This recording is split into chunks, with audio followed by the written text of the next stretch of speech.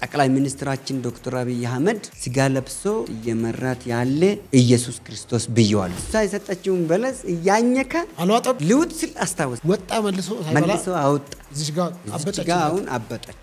አሁን ያለችበት ምልክቱ እሱ ነው። የሴቶች ግን ውጣውታል። የሴቶች እሷ መጀመሪያ በልታ ነው ያበላችው። ስለዚህ ወጥ እነሱ ቀጥታ ያያ ስጋ በልተህ ታውቃለህ? አላውቅም። አይተህ ታውቃለህ? አላውቅም። የበላም ትመስለኛለህ። ያያ ስጋ በምንድን ነው የሚለየው? ያያ ስጋ ልክ ትሪ ላይ ታስቀምጣለህ አይደል? እንቀጠቀጣል። ምን ይላል? ወዴት ነው የሚለው? አመዳመድ ወደ አፈርጣ ላይ ለመውደቅ ማለት ነው። ለመውደቅ ከትሪው ላይ ለመውደቅ እንቀጠቀጣል። ልክ መሬት ላይ ስታስቀምጥ ጸጥ ይላል። ያያ ስጋ በልተው አልጋ ገብተህ ስተኛ አልጋ ላይ ይደብራል። መሬት ተኛ ይላል። ፈንድቶ የሚሞተው እሱም ባይዘው በቅርብ ጊዜ ፈንድት ብሎ ስጋው ለሳጥን ራሱ በማይበቃ ፍንድት ብሎ ይሞታል። ፓስተር ቢኒያም ሽታ አሁን ፍቅረ ኢየሱስ ተብለዋል። ኦርቶዶክስ ጫት ላይ ነው ሪሰርች ያደረገው። በጫትና በእብዱሻ ላይ ነው። ፕሮፌሰር እስቄል ገቢሳ ፕሮፌሰርነታቸው ሪሰርች ወረቀታቸው በእብዱሻና በጫት ነው። ምን አይነት እንትን ነው? እኛ ኢትዮጵያኖች ብሎ ልሙጥ አስተሳሰብ ይዞ በነጮች በሰለጠኑት አገር ውስጥ ራሳችሁን በራሳችሁ ሲያዋሩ በሳም መቅጠል ነው። ቂጥህን የሚገርፍ የምትታገለኝ ከሆነ በሽመል ነው የሚከተክትህ። ረፍ ወስላታ ወሽካታ ሸለፈታ። በተለይም ደግሞ ስድብን በሁለት ከፍለው ዘመናዊ ስድብና ባህላዊ ስድብ ብለው ሲናገሩ ነበረ። መዥገር ናችሁ እነሱ። መዥገር ከስታ መዥገር ናችሁ። ስድብ ነውር ነው፣ ኃጢአትም። በፍጹም በህይወቴ እኔ ተሳድቤ አላውቅም። ከዚህ በላይ ምን ይሳደብ እኮ። አቶ ልደቱም ኢንጂነር ይልቃልም ስልጣን ላይ አልነበሩም ብዬ ነው። ምን ስልጣን ነበራቸው? አንድ ነገር ተቃዋሚ ፓርቲ ተብለው የነበሩ ሰዎች አይደሉ? ቀን ማለት ቀን ተቃዋሚ ናቸው። ማታ አዳራችሁ ሸራተን ከወያኔዎች ጋር ነበር ማለት ነው። 21 ቀን እርሶ የገቡት የምን 21 ቀን ውጪ ላይ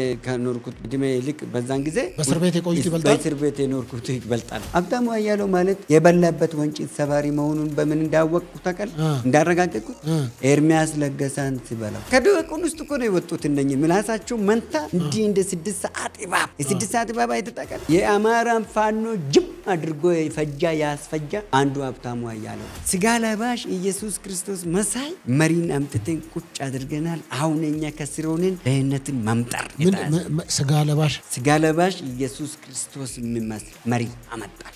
ማንን ማለት ነው? ጠቅላይ ሚኒስትራችን ዶክተር አብይ አህመድ ስጋ ለብሶ ኢትዮጵያን እያደሳት እየመራት ያለ ኢየሱስ ክርስቶስ ብየዋለሁ። ኢየሱስ ክርስቶስ በአካል መጥቷል እያሉ ነው። በአካል የዓለም የደን ገነት ማለት እኮ ኢትዮጵያ ነች። እነዚህ ራስተፈሪያን እንደዛ ይላሉ። ኢትዮጵያ ምድር ገነት ናት ይላሉ። እርሶም ያንን ነው የሚካፈሉት? የዓለም ገነት ኢትዮጵያ ነች። አዳምና ሔዋን የሚባል ገነት። አዳምም ሔዋንም ኢትዮጵያዊ እንደሆኑ ታውቃቸዋል። አዳም ኦሮሞ ነው ብለው ሲናገሩ ቪዲዮ አለ። አዳም ኦሮሞ ነው፣ ሔዋን አማራ።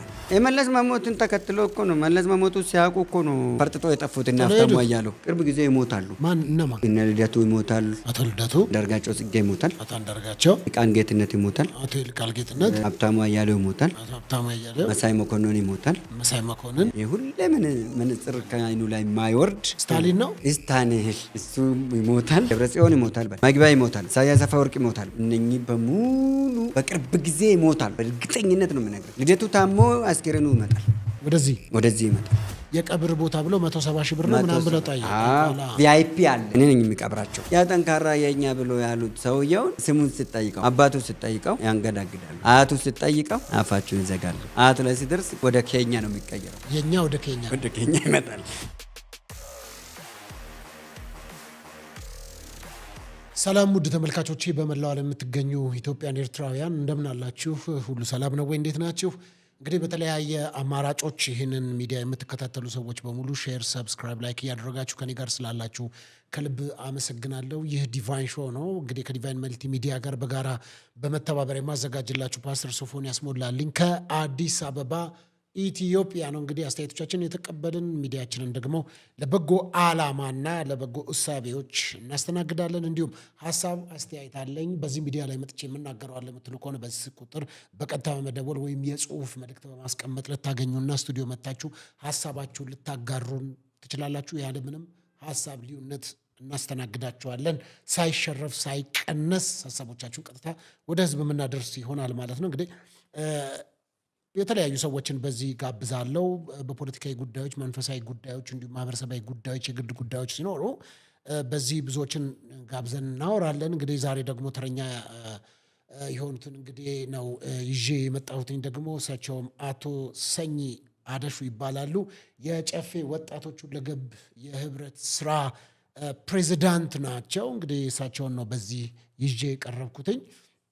ከእሳቸው ጋር ጥሩ ቆይታ ይኖረናል። በዚህ እንግዲህ እንደሰማሁትና መረጃውን ደረሰኝ ኦልሞስት ወደ 15700 ወይም 16000 አካባቢ የሚባሉ ወጣቶች በዚህ በጨፌ ወጣቶች ስር እንዳሉ በህብረቱ ስር መረጃው ደርሶኛል። በዛ ጉዳይ በደንብ እንነጋገራለን። እንዲሁም ደግሞ የተለያዩ ሀሳቦች ተነስተው የተለያየ ሶሻል ሚዲያ ላይ በጣም ብዙዎች ኢንቦክስ አድርጋችሁልኛል። በዚህ ብትጋብዛቸው እሳቸውን የሚል ሀሳብ ስላነሳችሁ ወደዚህ ጋብዣቸዋለሁ። ቢሮቸውንም አይቻለሁ። የመጎብኘት እድሉ ደርሶኝ በጣም ትልቅ ቢሮ ያላቸው ሰው ናቸው። እንግዲህ ሶሻል ሚዲያ ላይ ያለውን ሁኔታና እያንዳንዱን ነገር እያነሳ እነጋገራለን። በተለይም ከሰሞኑ ኡርጋጥ፣ ባለጌ፣ የአልጋ ሰተት እያሉ የተለያዩ ነገሮችን ሲናገሩ እነዚህም ደግሞ ባህላዊና ዘመናዊ ስድቦች አሉ ብለው በሁለት ከፍለው በሶሻል ሚዲያ ላይ መጥተው ሲናገሩ ስለነበረ በእነዚህና ጉዳዮች ላይ አገራዊ ጉዳዮች ላይ እንዲሁም ደግሞ ትንቢትም ተንብየዋል። ለአራት ሰዎች ትንቢት ሲተነብዩ አይቻለው። እንዲሁም ደግሞ እኔ ነብይ ለመሆን ምን ያንሰኛል ሱፍ የለበስኩ ነኝ ብለው ሲናገሩም ተናግሬያለሁ።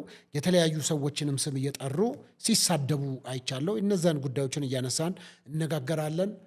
አተሰኚ በገነጋ ድፍተን በገነጋን ነው ይግደን። እንኳን ደህና ጠበቃችሁ። እንደምናሉ። እንግዲህ ጥያቄውን ተቀብለው ስለመጡ በጣም ነው የማመሰግኖት። እኔም እጅግ በጣም አስመሰግናለሁ። በጣም መልካም። እንግዲህ በዲቫይን መልቲሚዲያ ዲቫይን ሾው ተመልካቾች እና እንዲሁም ደግሞ በእርሶም በጨፌ ወጣቶች ሁለገብ የህብረት ስራ ፕሬዚዳንት ኖት። በዛ እንግዲህ ወደ 15000 ከዛ በላይ 16000 የሚደርስ ቁጥር ያላቸው ወጣቶች አሉ። እንግዲህ በእነሱም ስም በጣም እነሱንም ወክለውም ስለመጡ በጣም ትልቅ የስራ ኃላፊነት እንዳለቦትም አይቻለሁ። የስራ ጫናዎችንም አይቻለሁ።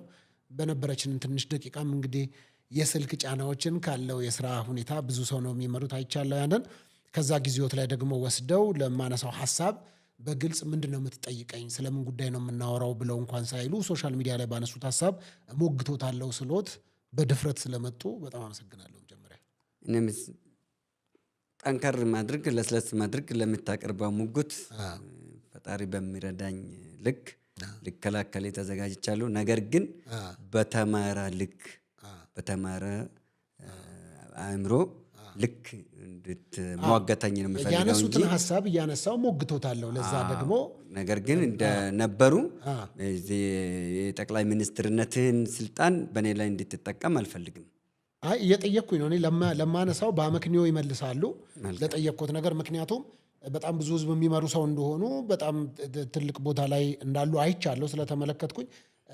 እንደውም ለእኔ የምፈልገው ያለ ፍርሃት ሀሳቤን መጠየቅ እንድችል ፍቃድ እንዲሰጡኝ ነው እንደውም የምጠይቀው። ምክንያቱም በኋላ እርሶ ሚዲያ ላይ እንደ ልብ ነው ሰው እያነሱ የሚናገሩትና ችግር እንዳይፈጠርም ምን እንዳለ ከኋላውትም ላልረዳ ስለምችል ለእሱ ፍቃደኛ ነው ልጠይቅ የትኛውም ነገር በመካከለኛ ለምን ይገድቡኛል? ለምን እንደ ልብ እንድጠይቅ አይፈቅዱም? በመካከለኛ ይሻላል ብዬ ነው። ምክንያቱም ድንበር አለው፣ ቀይ መስመር አለው። ቀይ መስመር ካለፍክ ያው ይደርሳል ማለት ነው። አይ ለምን በእንደዛ አይነት ሁኔታ እንዴት ነው ታዲያ? አንድ ሰዓት ተኩል 2 ሰዓትም ሊፈጅ ይችላል ውይይታችን። በምን መልኩ ነው ታዲያ ደፍሬ መጠየቅ የምችለው? አለበለዚያ የሚመጣው ነገር መቀበል ነው። እንግዲህ አትጠይቀኝ ለማለት አይደለም፣ እያስፈራሩኝ ነው አይደለም። መጠየቅ ያለብን ጥያቄዎችን ጠይቅ፣ ሲመልስልህም መልሱንም በጸጋ ተቀበል። አልቀበልም ብለህ የምታንገራግር ከሆነ የሚመጣውን ትቀበላለህ ማለት ነው። አይ እኮ እኔ ለምን እቀበላለሁ? ግዴታ አይደለም እኮ የሀሳብ ልዩነት እኮ ሰው በሀሳብ ልዩነት መኖር ይችላል እኮ። የግድህን ትቀበላለህ እንጂ እኔ ጥያቄን ተቀብዬ አይደለም የምመልስልህ። እኔ መለስኩልህም መቀበል ግዴታ አለብህ እኮ። ሀሳቡን አነሳለሁ። ሀሳቡን አንስቼ ከዛ በኋላ በግዴታ መስማማት አለብን ብዬ አላስብም። እንግዲህ ቆይታችንን እግዚአብሔር ይርዳኝ። እኔ መጀመሪያ ነው እንደዚህ ስቱዲዮ መጥቶ ያስፈራራኝ ሰው። ግን ይርዳክም አይርዳክም ምን ነው ከመግባታችን ተጨነቅክ እኮ። አስጨነቀኝ። እኔ አልተጨነቅኩም። ሀሳቡን ነው ያስጨነቀኝ። እኔ አሁን እያስፈራራኸኝ ነው የምትመስለኝ። አይደለም እኔ በሀሳብ ነፃነት የሚያምኑ ከሆነ በነፃነት ልጠይቅ ነው ያልኩት። ኧረ ቤቴክ እኮ ነው የመጣው። ቤቴ አልመጣህም።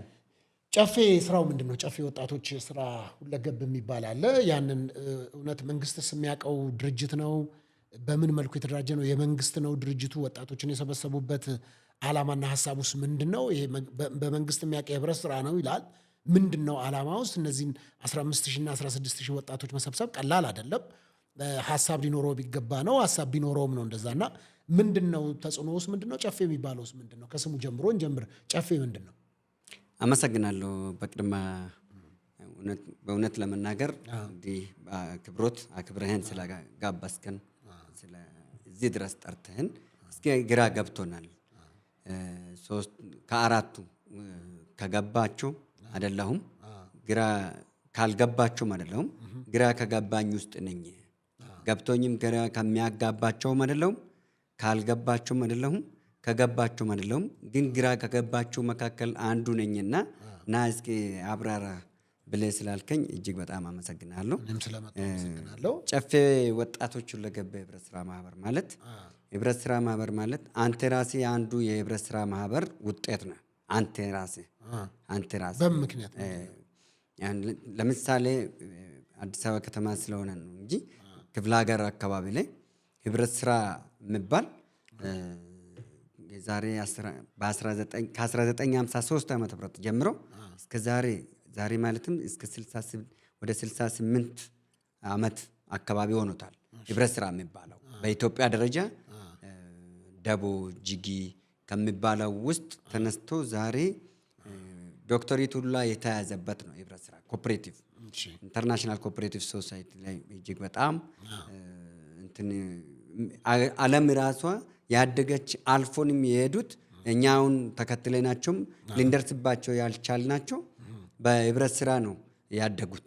በመተባበር በተባበረ ክንድ በመከባበር መካከል ልዩነትን አቻችለን ልዩነትን አስወግደን አቻችለን መቻቻል የሚባል አማርኛ አይመቸኝም፣ አልወድም።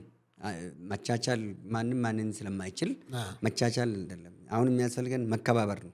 ማትከባበር ከሆነ አንተም ይዘህ ሂድ እኔም የራሴን ይዤ ነው የምሄደው እንጂ መቻል ምን ማለት ነው? መቻል አላዝል አታኖረኝ አላኖረኝ ለምንድን ነው የምትችለኝ? ልትችለኝ አይገባም፣ እኔም ልችለኝ አይገባኝም። ግን ተከባብረን ተዋደን አብሮ መኖር እንችላለን። ስንከባበር ነው መኖር የምንችለው። ስለዚህ ህብረት ስራ ማለት በተባበረ ክንድ የጋራ ጠላት የሆነውን ድህነትን ማስወገድ ነው፣ ማሸነፍ ነው ትኩረታችን።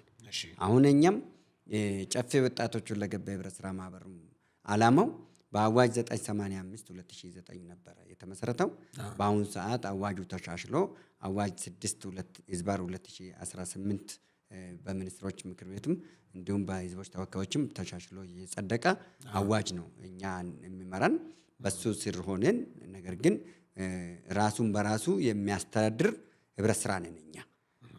ራሱን በራሱ የሚያስተዳድር እንጂ መንግስት በጅቶበት መንግስት ከበስተኋላ ሆኖ ያቀናጀ እናንተ እንደምትሉ ተልኮ ተሰጥቶ ወይም የሆነ ለብቻው የሆነ ጀጅመንት የተደራጃ የተቀናጀ ወጣት አይደለም። እኛ ጠላታችን የጋራ ጠላታችን ድህነታችን ነው። የጋራ ሀገራችን ኢትዮጵያ ነች።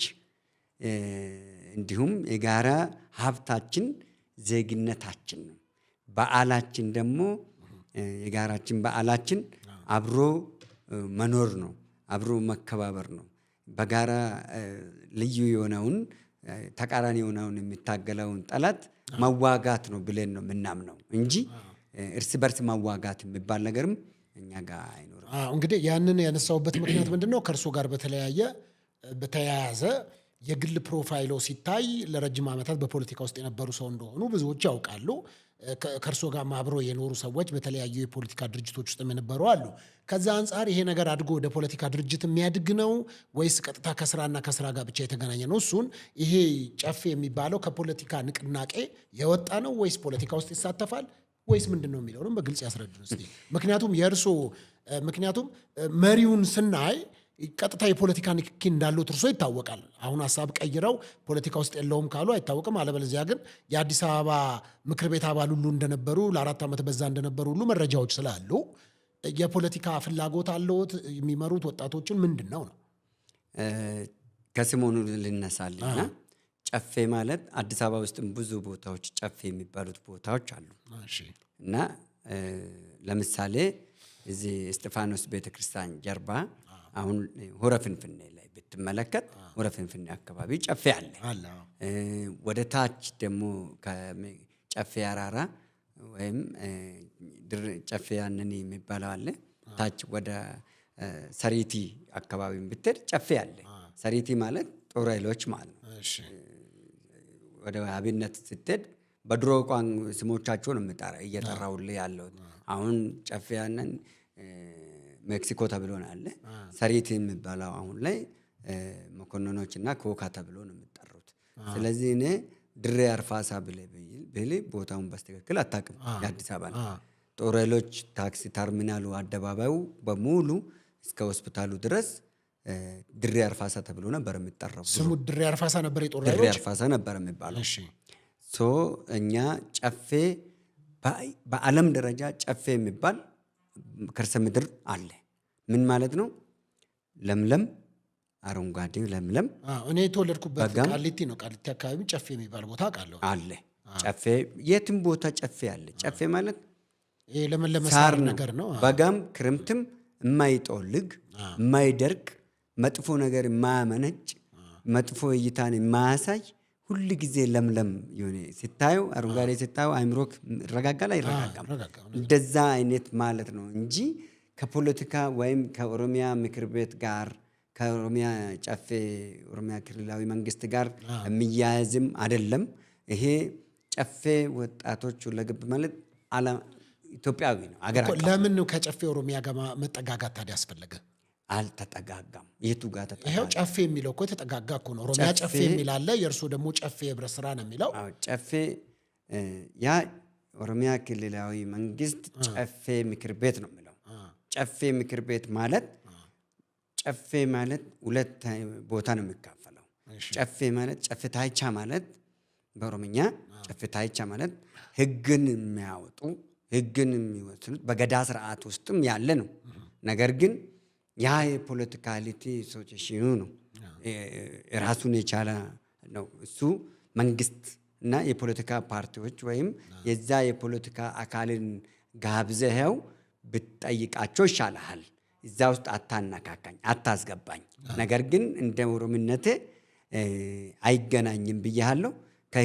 ከክልላዊ መንግስት ወይም ከክልሉ ህገ መንግስት አንጻር ጨፌ ምክር ቤት መነመሪ ጨፌ ኦሮሚያ ይባላል። መነ ጨፌ ሞቱማ ናኖ ኦሮሚያ እርገ ጀደሜ ከተባለለ በቃ ለይቷል እኮ ክልላዊ መንግስት ምክር ቤት ብሎ ቁጭ አድርጎላል። ጨፌ ብሎ ጨፌ የሚባለው ተሰብሳቢዎች ናቸው። ተሰብስበው በጋራ የሚበጀውን ለሀገሪቷ የሚመቸውን ለህዝብ የሚጠቅመውን ህግጋቶችን ተመካክሮ የሚያወጡት የሚወስኑት ናቸው። ህግን የሚመሩ ናቸው። አገር የሚመሩ ምክር ቤት ናቸው። ያ ማለትም ጨፌ ማለትም ብዙሃነት ነው አይደለም? ያም ለምለም ነው አይደለም? ያ ብዙሃነቱ አንድ ላይ ከየዞኑ ከየወረዳው ከየቀበሌው ተወክሎ በሚገናኙበት ጊዜ የተማረ ትምህርት ፕሮፋይላችሁ ታይቶ የፖለቲካ አቅማችሁ ታይቶ ክህሎታችሁ ታይቶ ተመዝኖ ህዝባዊ ቅብልነታችሁ ተረጋግጦ ተመርጦ ነው መጥቶ በምርጫ እዛ ጨፌ ምክር ቤት ውስጥ የሚሰበሰቡት። ስለዚህ አእምሯቸው ውስጥ እንደ ጨፌ የሆኑ መልካም ነገር የሚመነጭ አንድ አይነት ከርሰ ምድር ማለት ነው። ያ ከርሰ ምድር ነው ይሄ አዳራሽ ቢሆንም እዛ ውስጥ የሚሰበሰቡት ግን የጨፌ አይነት አስተሳሰብ ያላቸው መልካም አስተሳሰብ ያላቸው አገርን የሚጠቅሙ ህዝብን የሚያሻግሩ መሪዎች ናቸው ከዛ ውስጥ የሚወጡት። ስለዚህ ከርሰ ምድሯ ብቻ ነች ጨፌ ኦሮሚያ ውስጥ ብቻ አይደለም ያለ። ወደ ብሔር ለምን ልትለጥፉን እንደምትፈልጉት አናቅም እንጂ አገር አቀፍ ነን። አደረጃጀታችን ከኦሮሚያና ከአዲስ አበባ የተወጣጣን ወጣት ነን። የተደራጀንበት በእርግጠኛ አሁን ይሄ ጨፌ የወጣቶች የሚለው የአዲስ አበባ ልጆችን ያካትታል። አሉበት አንዴ ምን ማለት ነው? ሶፊ ሁለት ቦታ ነው ከሁለቱም ከአዲስ አበባም ከኦሮሚያም ተወጣጠን በፌዴራል በኢትዮጵያ ህብረት ስራ ኮሚሽን ነው የተደራጀ ነው። በኢትዮጵያ ህብረት ስራ ኮሚሽን 2012 ተደራጀን ከለውጡ ወዲህ። ከዛን ከለውጡ ጋር አእምሯችን በፊት በፖለቲካ ቅድም አንተ ያነካካኝ ከዘጠናዎች ከዛ በፊት ጀምሬ ይነካካኝ ነበረ ፖለቲከኝነት። የኔ ፖለቲከኝነት ከፓርቲ ጋር አይደለም። ፓርቲ የለኝም፣ ፓርቲ ኖሮኝም አያውቅም። ሲወዳደሩ ምክር ቤት እኮ ገብተው እኮ መረጃ አለ እኮ አዲስ አበባ ምክር ቤት ውስጥ ነበሩ እኮ። ልግባ አለማወቅ አጽያት አይደለም። አላዋቂ ሳሚ ነፍጥ ለቅላቂ እንደተባለ ግን መሸወድና አለማወቅን እንደ እውቀት የምንቆጥር ከሆነ ስህተት ነው። ምርጫ የሚወዳደሩት ፓርቲ ውስጥ ገብተህ ብቻ ሳይሆን በግልህም ትወዳደራል። የግል ተወዳዳሪዎች አሉ። እኔ በግሌ ነው የተወዳደርኩት። የትኛው ፓርቲ ይህን ፓርቲ ተወክሎ ተወዳድሮልናል የምትለውን አምጣ።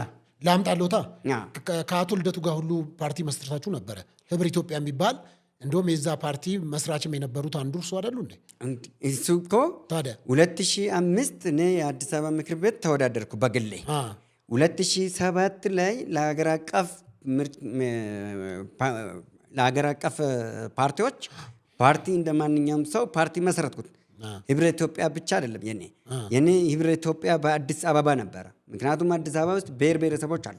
87ቱም ከየትኛውም ክልል የሚመጡት ብሔረሰቦችን አዲስ አበባ ውስጥ ታገኛለህ። ስለዚህ ህብረ ኢትዮጵያ በአዲስ አበባ ብዬ አዲስ አበባ አቀፍ ብቻ ነበር ፓርቲን የመሰረትኩት። ህብረ ኢትዮጵያ በአዲስ አበባ ብዬ ያልኩትን እነሱ ያን ሰርቼ ሲጨርስ አብረንም አልመሰረትንም፣ ዘርፎኝ ነው ሰርቆኝ። እናቶ ልደቱ ዘርፎት ነው እርሶ? ልደቱ አያሌውም ኢንጂነር ይልቃል ጌትነትም ሁለቱም በጋራ ሆኖ አብሮ በወቅቱ ስልጣን ላይ ከነበሩት ከፖለቲካ አመራሮች ጋር ሆኖ አፍኖኝ ነው። ከቤትም ከኮምፒውተር ቤቶችም ካሉኝ አስጻፍኩበት። አሁን ህብረ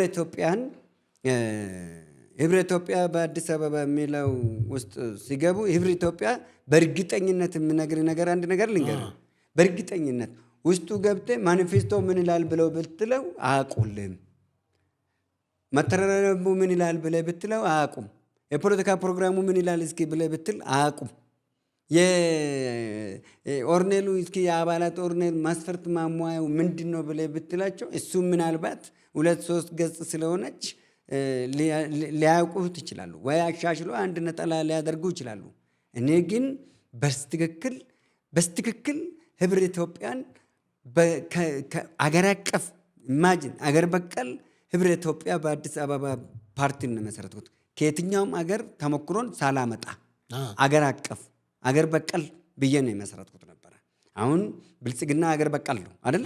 አገር በቀል ይሄ እኔም በወቅቱ የነበረኝ የፖለቲካ ክህሎቱን እኔ ብቻም ሳልሆን ብዙሃን ምሁራኖቹን አካትቼበት ይዘንበት ብሔራዊ ምክር ቤት ማዕከላዊ ኮሚቴ አዋቅረን ታች ድረስ ማወቀራችን ዘርግተን ሁሉም ላይ 99ኙም ቀበሌ ላይ ያኔ 99 ነበር። 99 ቀበሌ 10ኙም ክፍለ ከተማ ላይ ሁሉም ላይ ጨርሼ ሁሉም ነገር ወደ ምርጫ ቦርድ ሊሄድ ሲል ነው 21 ቀን አሳፍኖን ምርጫውን ፓርቲያቸውን ካጸደቁ በኋላ ነው ከእስር። ማን ነው እርስዎን የሚያሳፍኑት በዛ ወቅት? ያው ታውቃለህ፣ ይሄ አዲስ አይደለም እኮ። አይ አቶ ልደቱም ኢንጂነር ይልቃልም ስልጣን ላይ አልነበሩም ብዬ ነው። ምን ስልጣን ነበራቸው? አንድ ነገር ተቃዋሚ ፓርቲ ተብለው የነበሩ ሰዎች አይደሉ? ቀን ማለት ቀን ነው። ቀን ተቃዋሚ ናቸው። እሺ፣ ማታ አዳራችሁ ሸራተን ከወያኔዎች ጋር ነበር የሚያድሩት። ይህ ምን መረጃ አሉት? በእንደዚህ አሁን መሰረጃ አለ። ዘመኑ ስላለፈ ነው እንደዛ የሚናገሩት ወይስ መሰረጃ አለ? በወቅቱም እኮ እንታገላለን። በጋድ ወጥቼ እኮ ነው የምታገለው። እኔ በነፃነት ሀሳቤን ከመግለጽ ትግሌን ከመታገል በጉልበት ከመጣህብኝ ልታሸንፈኝ ትችላለህ። በሀሳብ ግን በነፃነት እታገላለሁ።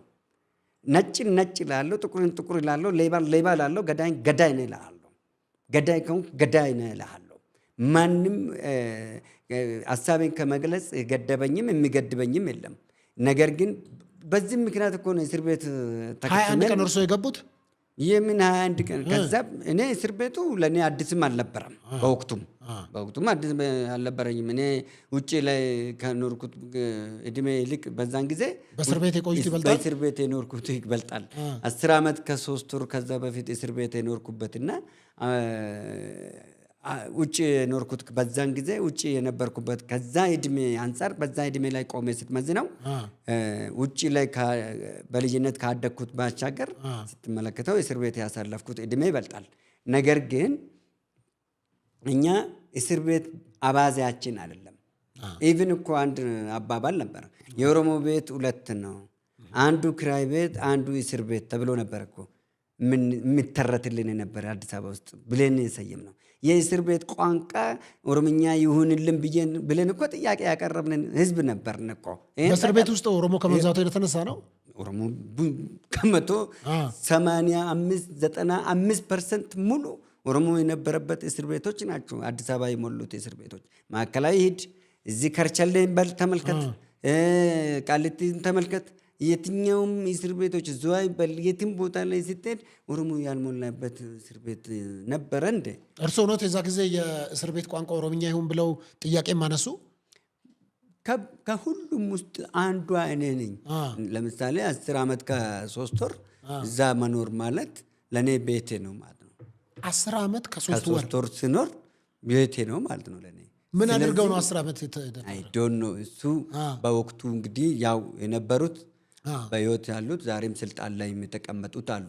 በመጋረጃ ጀርባ ሆነው ሲመሰክሩ የነበሩትም ዛሬም ስልጣን ላይ ያሉትም አሉ። ሌላው ሀገሩ ገብቶ የትግባ አይታወቅም። ግማሹ ከሀገር ፈርጥጦ ዳቆን ሆኖ ሲሰልል የነበረ፣ ጭቃ ለጣፊም ሆኖ ሲሰልል የነበረ ዛሬ ውጭ ሆኖ የሚዲያ ባለቤት የኢትዮጵያ ተከራይቶ የሚኖረው አሜሪካን አዳሩ ኢትዮጵያ የሆኑት አሁን ላቦሮ ሆኖ ግን ሚዲያ ይዣለሁ ብሎ የሚናገሩት ሁሉ ከትላንት ወዳ ከራሱ ከወያኔ ጋር ሆኖ ይህን ንጹሐንን ህዝብ ብሔርን ሳይለዩ ደም ሲመጡ የነበሩት እንደ መዥገር ናቸው። እነሱ ከስታ መዥገር ናቸው። ሁሌ የማይጠግቡ የማይወፍሩ በልቶ ማመስግኑ መዥገር ናቸው። እና ሀብታሙ አያሌው ማለት በተለይ ሀብታሙ አያሌው መዥገር ከአጅ እስስት ተገለባባጭ ከመጣ ሁሉ ጋር እንደ እስስት የሚቀያየር ተፈጥሯዊ ራሱ ታውቃለህ። ሴጣን በጣም ቆንጆ ነው ይባላል አይደል? በቃ ከመላእክት አንዱ አልነበረ? አሁን ሀብታሙን አይታል የሚመስለው በጣም ቆንጆዬ ነው። ቆንጆ ነው። ጸይም ቆንጆ ነው። በጣም ቆንጆ ነው። ምን ይላል? ጺሙ ምናምን ሁሉም ነገሩ በጣም ቆንጆዬ ነው። መልክ ላይ በጣም ቆንጆ ነው። ሀብታሙን ምንም አይወጣም። ሀብታሙ አያሌው ነው አይደል? ሀብታሙ አያሌው ማለት እኮ እንዴት መሰለን እኛ የምናውቀው ሀብታሙ አያሌውን ያሳደገው ሀብታሙ አያሌው ማለት የበላበት ወንጭት ሰባሪ መሆኑን በምን እንዳወቅኩ ታውቃለህ? እንዳረጋገጥኩት ኤርሚያስ ለገሳን ሲበላው፣ ሲገፋው፣ ሲሳደበው ሲክድ ኤርሚያስ ለገሳን አቅም እንጂ ሀብታሙ ኤርሚያስ ለገሳ ማለት ለሀብታሙ አያሌው አባት ነው። ምን ማለት ነው? አባት ነው ማለት አባት ማለት በመውለድ ብቻ አይደለም የሚታወቀው። የስራ አባት ነው ወይስ የምን ስራ ብቻ? ሀብታሙ አያሌውን ኤርሚያስ እኮ እጁን ይዞ ነው አማርኛ አስተማረው፣ የአዲስ አበባን አማርኛ። እንዴ ሀብታሙ የአዲስ አበባ ልጅ አይደለም እንዴ? አይደለም። አረ የአዲስ አበባ ልጅ ነኝ ሲል በምንም ታምር ውሸት። ሀብታሙ እኮ ቁምጣ ይሄ ቦላሌ የሚባለው ቁምጣ የለም ጉልበት ላይ የሚመለሰው ሰፋ የሚለው እንትን የሚለብሱት ሳይሆን ቦላሌው የለም ከታች ሸበጥ ጥልፍልፍ ጫማ አድርጎ ቦላሌው የለም ወሎ ላይ የሚለበሰው ድሮ የወልዲያ ልጅ ነው እሱ። እሱ ቦላሌና ሸበጥ ለብሶ መጥቶ እኮ ጭቃ ለጣፊ ነበረ። ወይራ ሰፈር ቤታል ወደ ወይራ ሰፈር ቤት ልኮ ጭቃ ለጣፊ ነበረ እኮ ሀብታሙ አያሌው ማለት። ሀብታሙ አያሌው ጭቃ እየለጠፈ የብዙኖች የነ ማብራት ተስፋ የሚባሉት የብዙኖቹን እኔ ስሞች ብዙ አልጠራም እንጂ ከኤርሚያስ ጋር የተዋወቁት እኮ የነ ኤርሚያስን አባት ቤት እኮ ጭቃ ሲለጥፍ ሁላ እኮ ነው ሀብታሙ ኤርሚያስ ያገኘው። ተውቃችሁ ከታች እጁን ይዞ እኮ ነው ያሳደገው። ይሄ እኮ በጣም እኮ ነው የሚመስለው፣ ሰው አይመስልም ነበረ እኮ ባትስታ በቃ ነፍስ ስላለው አይን ያለው ወስፋት መስሎ እኮ ነው የሚሄደው ነበረ። አሁን እያለ ዳቆን ሆነ። ከቁምጣ ውስጥ እንዲወጣ ያደረገው የኤርሚያስ ለገሳን ልብስ ለብሶ ነው ሀብታሙ ሰው የሆነ። እዚህ አዲስ አበባ ላይ ማለት ነው። አዲስ አበባ ላይ የገጠርኛ አማርኛ ብቻ ነው የምናገረው ሀብታሙ። ምን አይነት የቀበልኛ አማርኛን እንጂ የምናገረው የአዲስ አበባን አማርኛ አይችልም። እኔ እናንተ አሁን የምናወራውን የከተማን አማርኛ አይችልም ነበረ። ቀበልኛ ነው አማርኛው። አማርኛ አይችልም ነበረ። አሁን እንደሚያወራው አይደለም ሀብታሙ አያሌው። ሀብታሙ አያሌው አሁን ኤርሚያስ እንደዚህ ምሳችን በላ ብለው ስለ ሽሮ ላይ በላ ሳህኑ ላይ ያወራል። እንደዛ አይደለም እኮ ነገሩ መሆን ያሉበት። አንተ እንዴት አንተ ሼም ሊይዝ የሚገባ አሁን የነ ኤርሚያስ ለገሰ መኖሪያ ቤት ቀበሌ 16 የሚባለው ቀበሌ 14 ወረዳ 4 የሚባለው በነበረበት ዘመን የነ ኤርሚያስ ቤት ፋይሉ ራሱ ቢታይ የሀብታሙ አያሌው የመነሻ የድሮ የልጅነቱ መታወቂያ የቀበሌ መታወቂያ ይወጣለት በእነሱ ቤት ሳይሆን አይቀርም። ይጠራጠራለሁ። ለምን ኤርሚያስ የዋ ነው፣ ፖለቲከኛ ነው እንጂ የዋ ነው። ሰውን መርዳት ስለሚያውቅበት በኤርሚያስ አይምሮ ነው ዲያቆን ሆነ። ከዲያቆንነት ከጊዮርጊስ ዲያቆንነት ሀብታሙ አያሌው ብሔረ ጽጌ ገባ። የብሔረ ጽጌ ልጅ ነው የሚባለው አይደለም ሀብታሙ። ሀብታሙም ወንድሙም ብሔረ ጽጌ ነው ያደጉት። ትክክል። ሳሪስ ብሔረ ጽጌ ያደጉት። ከዛን አቦ ሳሪስ ዲያቆን ሆና ከጊዮርጊስ ከቤተ ጊዮርጊስ ይህ አቦ ሳሪስ ዲያቆን ሆኖ ገባ። እዛም የሆነው ለምንድን ነው? ይሰልል ነበር። ሰላይ ነው። ለማን ነው የሚሰልለው? ዲያቆን ሆኖ ሰላይ ነው። ለወያኔ ሆኖ ሰላይ ነው። ለምሳሌ ኤርሚያስ ለገሰ የዞን አንዱ የደህንነት መምሪያ ኃላፊ በነበረ ጊዜ ይሄኛው ዲያቆን ሆኖ በቤተ እምነት ውስጥ ሆኖ እንትን ያደርግ ነበረ፣ ይሰልል ነበረ። ከዛ በኋላ እያለ ኤርሚያስ ከዞን አንድ ደህንነት መምሪያ ኃላፊነት ወደ ዞን 2 ዋና አስተዳደርነት ሲሻገር ኤርሚያስን ተከትሎ ወደ ሳሪስ ዞን 2 ያለ ሳሪስ አቦ ሳሪስ ቤተክርስቲያን ዲያቆንነት ተሻገረ። ከዛ በኋላ ወደ መንግስት ስራ እንዲገባ ሰላይ ሆኖ ቀጥታ ደህንነት ሆኖ መረጃ ሰብሳቢ ሆኖ እንዲገባ ተደረገ። እያለ እሱ እያደገ ወደ ላይ ሲመጣ ሀብታሙ አያሌውንም አመራር እያደረገ የአዲስ አበባ ወጣት ራዕይ ፓርቲ የሚለውን እንቅስቃሴ ያደረገ። ከዛ ወረደ። መልሶ የቦሌ ክፍለ ከተማ አፈጉባኤ ያደረገው። ከቦሌ አፈጉባኤነት አነሳው። የአዲስ አበባ ከተማ ስራ አስኪያጅ አማካሪ ፓርቲ ላይ አስገባ። ይሄ የአዲስ አበባ ወጣት ሊግ አመራር ላይ አስገባው። ከአዲስ አበባ ከወጣት ሊጎች ውስጥም ኤርሚያስ 4 ኪሎ ሆኖ ሀብታሙ ፒያሳ ሆኖ ኢህአዴግን ይመሩ ነበር። በዛ የተነሳ ነው የመለስ ትሩፋቶች የሚል ላይ 4 ኪሎ ሞሎክሴና የፒያሳው ባታዊ የሚለው የኤርሚያስ ለገሰ መጽሐፍ ላይ አለ። ያ ማለት እኮ ራሳችሁ ሁለቱ ናቸው እንዴ? ሁለታችሁን እኮ ነው የሚመለከታቸው። እና ሁለቱን የሚመለከት እንዴት እነሱ አሁን ዛሬ ላይ እንዴት ድሮም እኮ ይባላል በምሳሌ ታውቃለህ ሰምተህ ክብሪት ከወዷ ውስጥ ወጣ ረግጣ እሳት ትፈጥርበታለች። ቤቷ ላይ ወዷ ላይ ከክብሪት ውስጥ ወጣ ክብሪቷን ራሱ ረግጣ እሳት ታነሳበታለች፣ ታነድበታለች።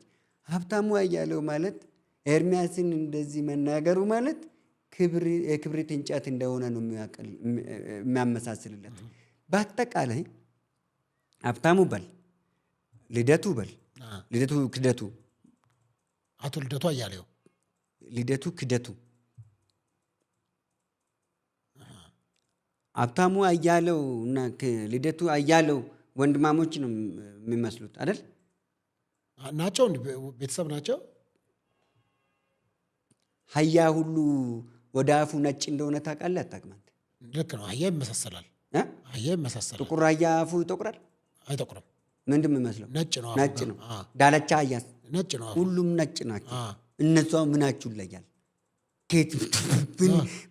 ቤት ውስጥ ይፈልፈሉ አንድ አይነት ኮፒ ፔስት የሆኑት ትውልድ።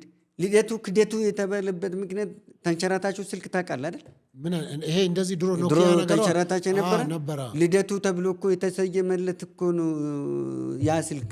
የስልኩ ስም ሳይታወቅ ስልኩ ልደቱ ተብሎ እኮ ተሰየመለት። አባዱላ በኪና እንደሚባለው ሁሉ ልደቱ ደግሞ የተሰጠው ስልክ ነው። ተንሸራታችሁ ነው። ነፍሱን ይመራውና ነፍሱን እንደፈለገው ያድርግና ሰማኝ በላው የሚባለው ደግሞ ስልክ ነበር አይደል? ይሄ ሞተር ነው ስልክ። እሱም ሰማኝ በላው ይባል ነበር። ለምን ድብልብል ብሎ እኩል ስለሆነ ቆንጆ ስለሆነ።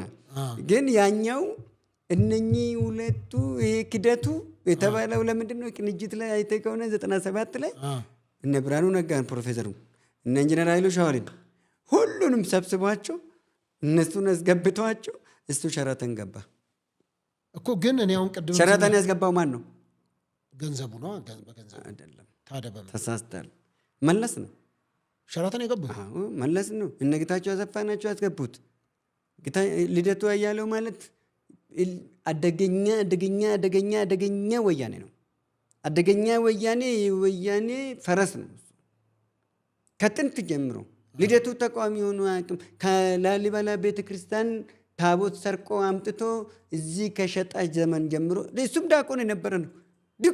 ከዲያቆን ውስጥ እኮ ነው የወጡት እነኝህ ምላሳቸው መንታ እንዲህ እንደ 6 ሰዓት እባብ የ6 ሰዓት እባብ አይተጣቃል። እንደዚህ ፀሐዩ ላይ ግራቀኙ ይቆምና ምላሱ መርዝ ብቻ ነው የሚረጨው። እነኛ አሁን ጸረ ኢትዮጵያኖች መርዝ የሚረጩ መርዝ ብቻ ነው መርጨት የሚወዱት። አንድ ሁለተኛ፣ በተለይ በወጣት ደም መነገድ የለመደ ልደቱ አያሌው መቼም ቢሆን አሁን ከስሯል እኮ። ነጋዴ እኮ ሲከስር ከሳሪነቱን ያቅና ዝቅ ብሎ ይነግዳል፣ ይነሳል፣ ያገግማል። ትርፍ ሲያመጣ ደግሞ ይኮፍሳል። እነርሱ ግን እንደዛ አይደሉም። ሁኔታ እንኳን የማይመለከቱ ዘራፊ፣ ሌባ፣ ወራዳ፣ ከአጅ የኢትዮጵያን ሕዝብ ስለ አዲስ አበባ ነው የሚሟገቱት። እዛ ቁጭ ብሎ ተመልከት። አሜሪካን ቁጭ ብሎ ነው ስለ አዲስ አበባ የሚሟገቱት። አዲስ አበባን ግን መጡበት እንጂ አልተወለዱበትም፣ አልተፈጠሩበትም። ያም ከወልዲያ ነው የመጣ። ልደቱም ከዛው ከላሊበላና ወልዲያውኑ አካባቢ ነው የመጣ። ሁለቱም አንድ ናቸው። ግን ስለ አዲስ አበባ ነው እንዲህ በደረት የሚሆኑት ሁሉ ገጠሪያዎች ናቸው ስለ አዲስ አበባ ምንጫጩት። ይሄን ታውቃለህ? ግን ይሄ የኛ ቡድን አዲስ አበባ የኛ ሁሉም የኛ አይደብርም፣ አይከብድም። ግን ሁሉ የኛ ነው ብለህ የዚህም ቤት ዕቃ በሙሉ ሰብስበህ ተሸከም ብትባል ይመቻል? አይመችም። ሁሉ የኛ የሞታውም የኛ ይላሉ። ጠንካራ ሁሉ የኛ ነው። ግን እስኪ ቁጭ ብለን እንነጋገር ብለህ ስትል ያ ጠንካራ የኛ ብሎ ያሉት ሰውየውን እስኪ ስሙን ስትጠይቀው፣ አባቱ ስትጠይቀው ያንገዳግዳሉ። አያቱ ስትጠይቀው አፋቸውን ይዘጋሉ። አያቱ ላይ ሲደርስ ወደ ኬኛ ነው የሚቀየረው። የኛ ወደ ኬኛ ይመጣል። ወደ ኬኛ ይመጣል። ትልቅ ችግር ነው። የኛና ኬኛ በምንም ታምር መቼም መፍትሄ የሚያገኘው መቼ ነው? እነኚህ 16 የሚሞሉት የኛ አባዜዎች ያለባቸው ግማሹ ከዚህ በፊትም ጠይቄ ነበር። ሌሎቹ ጠይቄ መልሰውልኝ አያውቁም። እስኪ አንተንም ልጠይቄ። እዚህ የአህያ ስጋ በልተህ ታውቃለህ? አላውቅም። አይተህ ታውቃለህ? አላውቅም። አላየሁም፣ አልበላሁም፣ አላየሁም። ሲያይ ግን እንኳን ማየት በልተህ የበላም ትመስለኛለህ። የአህያ ስጋ? አዎ። የአህያ አልበላሁም። የውሻ ስጋ በልቼ አውቃለሁ። አይደለም፣ የአህያም በልታል። የት? እንደውም የውሻ ትክክል። በግ ፍየል ስለምትወዱ የፍየል ስጋ ነው ብላችሁ ውሻ ልትበሉ ትችላላችሁ። ለዚህ ሀገር ኮሪያ ነው፣ ሳውዝ ኮሪያ ነው። አህያ ደግሞ እዚህ በልታል። የት ጋር? ምን እዚህ ሚዲያ ላይ ባለፈ ዓመት ቀርቧል። ከዚህ በፊት ቀርቧልም። በተለይ ቅርብ ቀን ደግሞ አሁንም ቅርብ ጊዜ እዚሁ አለ፣ ያንተው ሰፈር እዚሁ። ስለዚህ የአህያ ስጋ ለይታችሁ ለምን እንደማታውቁት ሁሌ እየነገርኳቸው ለምን እንደማትሰሙኝ ግራ እኮ ነው የምታጋቡኝ። በምንድን ነው የሚለየው? የአህያ ስጋ ልክ ትሪ ላይ ታስቀምጣለህ አይደለም? እንቀጠቀጣል። ምን ይላል? ወዴት ነው የሚለው? አመድ ወደ አፈርጣ ላይ ለመውደቅ ማለት ነው። ለመውደቅ ከትሪው ላይ ለመውደቅ እንቀጠቀጣል። ልክ መሬት ላይ ስታስቀምጥ ጸጥ ይላል። አመድ ላይ ሲሆን አመዱ ተረት አለ። የአህያ ስጋ አልጋ ሲሉት አመድ ነው ምናምን የሚባል አህያ ስጋ አልጋ ሲሉት አመድ ሲጀመር ለምንድን የኛ በሻ ሲተርት ራሱ አተራረቱ ራሱ አይታል አይደብርም? ይሄ ምን ያደርጋል? ስጋ አልጋ ላይ ምን ያደርጋል? የሚመሳሰል የሚገጥም ደስታ ላይ ግጣሙ ይገጥማል እንዴ? በፍጹም አይገጥም። ለምንድን ነው የሚገጥም ግጥም የማትገጥሙት? ስተረትሩ ተረት መስሏችሁ ስተረትሩ በውሸት አባዜ ተረታችሁ ውሸት የማይመሳሰል ተቃራኒ ሁሌ ሁለት ግራ እግር አስተሳሰብ ምን ያደርጋል? ትሪ ላይ ይቀመጣል። ያ ስጋ ትሪ ላይ ሲሉት አመድ ይላል ብሎ ጥሩ ነው። ትሪ ላይ ሳህን ላይ አልጋ ላይ ከሚሆን ትሪ ላይ አልጋ ላይ ምን ሰው ነው እንጂ የሚተኛ እንዴ? አንተ ያያ ክፍል ልተኛ ነው እንዴ? አልጋ ላይ የሚቀመጠው ሚስት አስቀምጠው አልጋ ላይ ቀርቶ እኮ አያ እንዴት ነው ያያ ስጋ እንዴት ነው አንተ አልጋ ላይ የምታስቀምጠው? የበሬስ የምንኛውም ነገር አልጋ ክፍል ምንድን ነው? ወደ አልጋ የማይገናኝ ለምን ታገናኛላችሁ? አልጋና ስጋ ምን ያገናኛል? ለነገሩ ትክክል ልክ ያያ ስጋ በልተው ወደ አልጋ ገብተህ ስተኛ አልጋ ላይ ይደብርሃል። ያያ ስጋው ከውስጥ ወደ ሰከራ ገብተህ እስኪወጣ ድረስ መሬት ተኛ ይልሃል። ያኔ ነው የምንከባለለው። ለዛ ይመስለኛል ያመሳሰሉትና የተረቱት። አንፈርድም ቶሎ ብለን መፍረድም እኮ ያስፈራል። ምናልባት ተረቱን የተረተው ሰውዬ ያያው ስጋ በልቶ ወደ አልጋ ላይ ሄዶ ውስጡ ሆኖ አፈር አለው እየተንፈራገጠ እንዴ ያያ ስጋ የበላ ቀን አንተ አሁን የሆነ ቀን እንደውም ስትራገጥ ሰው አይቶካል። እኔን ሰው አይቶካል። በምን ምክንያት ስትራገጥ ሰው አይቶካል? በስህተት በልቼ ያያ ስጋ በስህተት በልቴ ነው፣ ግን እግር ስታነሳ ሰው አይተዋል። ሰውን ለመምታት ብለህ እኔ በፍጹም እኔ እግር ኳስ ሜዳ ነው እግር ኳስ ስለሚጫወት ግን ሰው ስትመታ ልትመታ እግር ለዛም ወደፊት አይደለም እንዲህ ወደ ኋላ ፈንገጥ ብለህ ዘለል ጠለብ ብለህ እግሪን ጣል ስታደርግ ሰው አይቶካል። ወይ ኳስ ሜዳ ከሆነ እንጂ እኔ በጣም በሰላም በቃ ያያ ስጋ ነው። ያያ ስጋ ዛሬ ደግሞ የሚመጣ ጉድ ከባድ ነው። ያያ ስጋ በልታችሁ ነው። ስለዚህ እነኚህ አሁን ያያ ስጋ በልቶ ብቻ ሳይሆን ራሳችሁ ያያ አስተሳሰብ ኒሞሪያቸው አያ ነው። እኔ ከሞትኩ ሰርዶ አይብቀል አስተሳሰብ እኔ ኢትዮጵያ ውስጥ ሆኜ ካልመራው ቆይ ለምሳሌ ሀብታሙ አያሌው ከኢትዮጵያ የወጣ መቼ ነው? ቆይቷል አይደል? ከመምጣታቸው በፊት ነው። ዶክተር አብይ ከመምጣታቸው በፊት ነው። ምሽሽት ያው እንግዲህ ሽሽት ነው። የአማራን ፋኖ ጅም አድርጎ ያስፈጃ አንዱ ሀብታሙ አያሌው ነው። ሙጭቅ አድርጎ ፋኖን ያስፈጃ። የአሁኑ ፋኖ አይደለም። የአሁኑ ፋኖ ሳይሆን የቀድሞ ፋኖ በጦርነቱ ጊዜ ነበረ ጊዜ ማለት አይደለም። ትክክለኛ ፋኖ ከኛ ጋር የነበሩት ከቄሮ ጋር የነበረውን ፋኖ የታገለው አሁን ያለ ፋንዶ ሳይሆን የአሁኑ ፋንዶ ነው። ፋኖ አይደለም እኮ የአሁኑ ፋንዶ ነው። ፋንዶ ነው። ፋንዶና ፋኖ ይለያያል። ምንድን ነው ልዩነታቸው? የፋንዶና የፋኖ ፋኖ አገራዊ ለውጥ ጥማተኛ የጥቅም የእኩልነት የፍትህ ጥያቄ ነው። ፍትሃዊ የሀብት ክፍፍል ጥያቄ ነበረው ፋኖ። ከማን ጋር? ከእኛም ጋር ተመሳሳይ ፍላጎት ነበራቸው። ከቄሮ ጋር ማለት ነው። ከቄሮ ጋር አንድ ነበር። ፋኖም ቄሮም እጀቶም ዘርማም ፈንቅልም አንድ ለነበር። ይህን ለውጥ ያመጡት እነሱ ናቸው። ቁማር በሉ። ቁማር የበሉት ልክ ከኤርትራ ፈልሶ ሲመጣ አለመከክር ከኤርትራ መጡ። የሞት ታላቅ የጦር ደጋሽ የሁል ጊዜ ጭር ስል አልወድ ባዩ የኢሳያስ አፈወርቂ ተመራቾች ፋብሪኬቶች መጡ ገቡ። በእኛ ደም ላይ በእኛ ትግል ውጤት ላይ ተለማምዶ መጡ። እዚህ ገቡ። የቀድሞውን ፋኖ ዝም አዲስ ፋኖን ፋንዶ የሚሸት አስተሳሰብ ያለው አባቱን የሚገል እናቱን የሚደፍር ወንድሙን የሚገል ምሁራኖችን የሚጨፈጭፍ አገርን የሚያባክን የመንግስትን ንብረትን የህዝብ ልማትን የሚያባክን የሚያቃጥል ሌላም ብሔርን የሚዋጋ የአገሪቷን መኩሪያ ነው መከላከያ ሰራዊትን ጀርባ የሚወጋ ጸረ ኢትዮጵያ ፋንዶ መጣ። ያ ቄሮች እኛ ቄሮ የነበር ነው ጸጥ ብለናል። አሁን እኛ የፖለቲካ ጥያቄ የለንም። የፋኖ ቄሮ ጥያቄ አሁን ላይ የፖለቲካ ጥያቄ የለንም።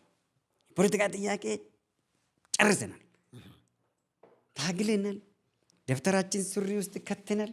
እስክሪብቶ ጆሮ ስር ከተናል። እጃችን አጣምረን በስናይፐርና ታንክ ፊት ቆሞ እንደ ባህር ዛፍ ቅጠል ረግፎ ከነሱ የተረፍነው እንቁ የሆነ ስጋ ለባሽ ኢየሱስ ክርስቶስ መሳይ መሪን አምጥተን ቁጭ አድርገናል። አሁን እኛ ከስር ሆነን ደህንነትን መምጠር ነው።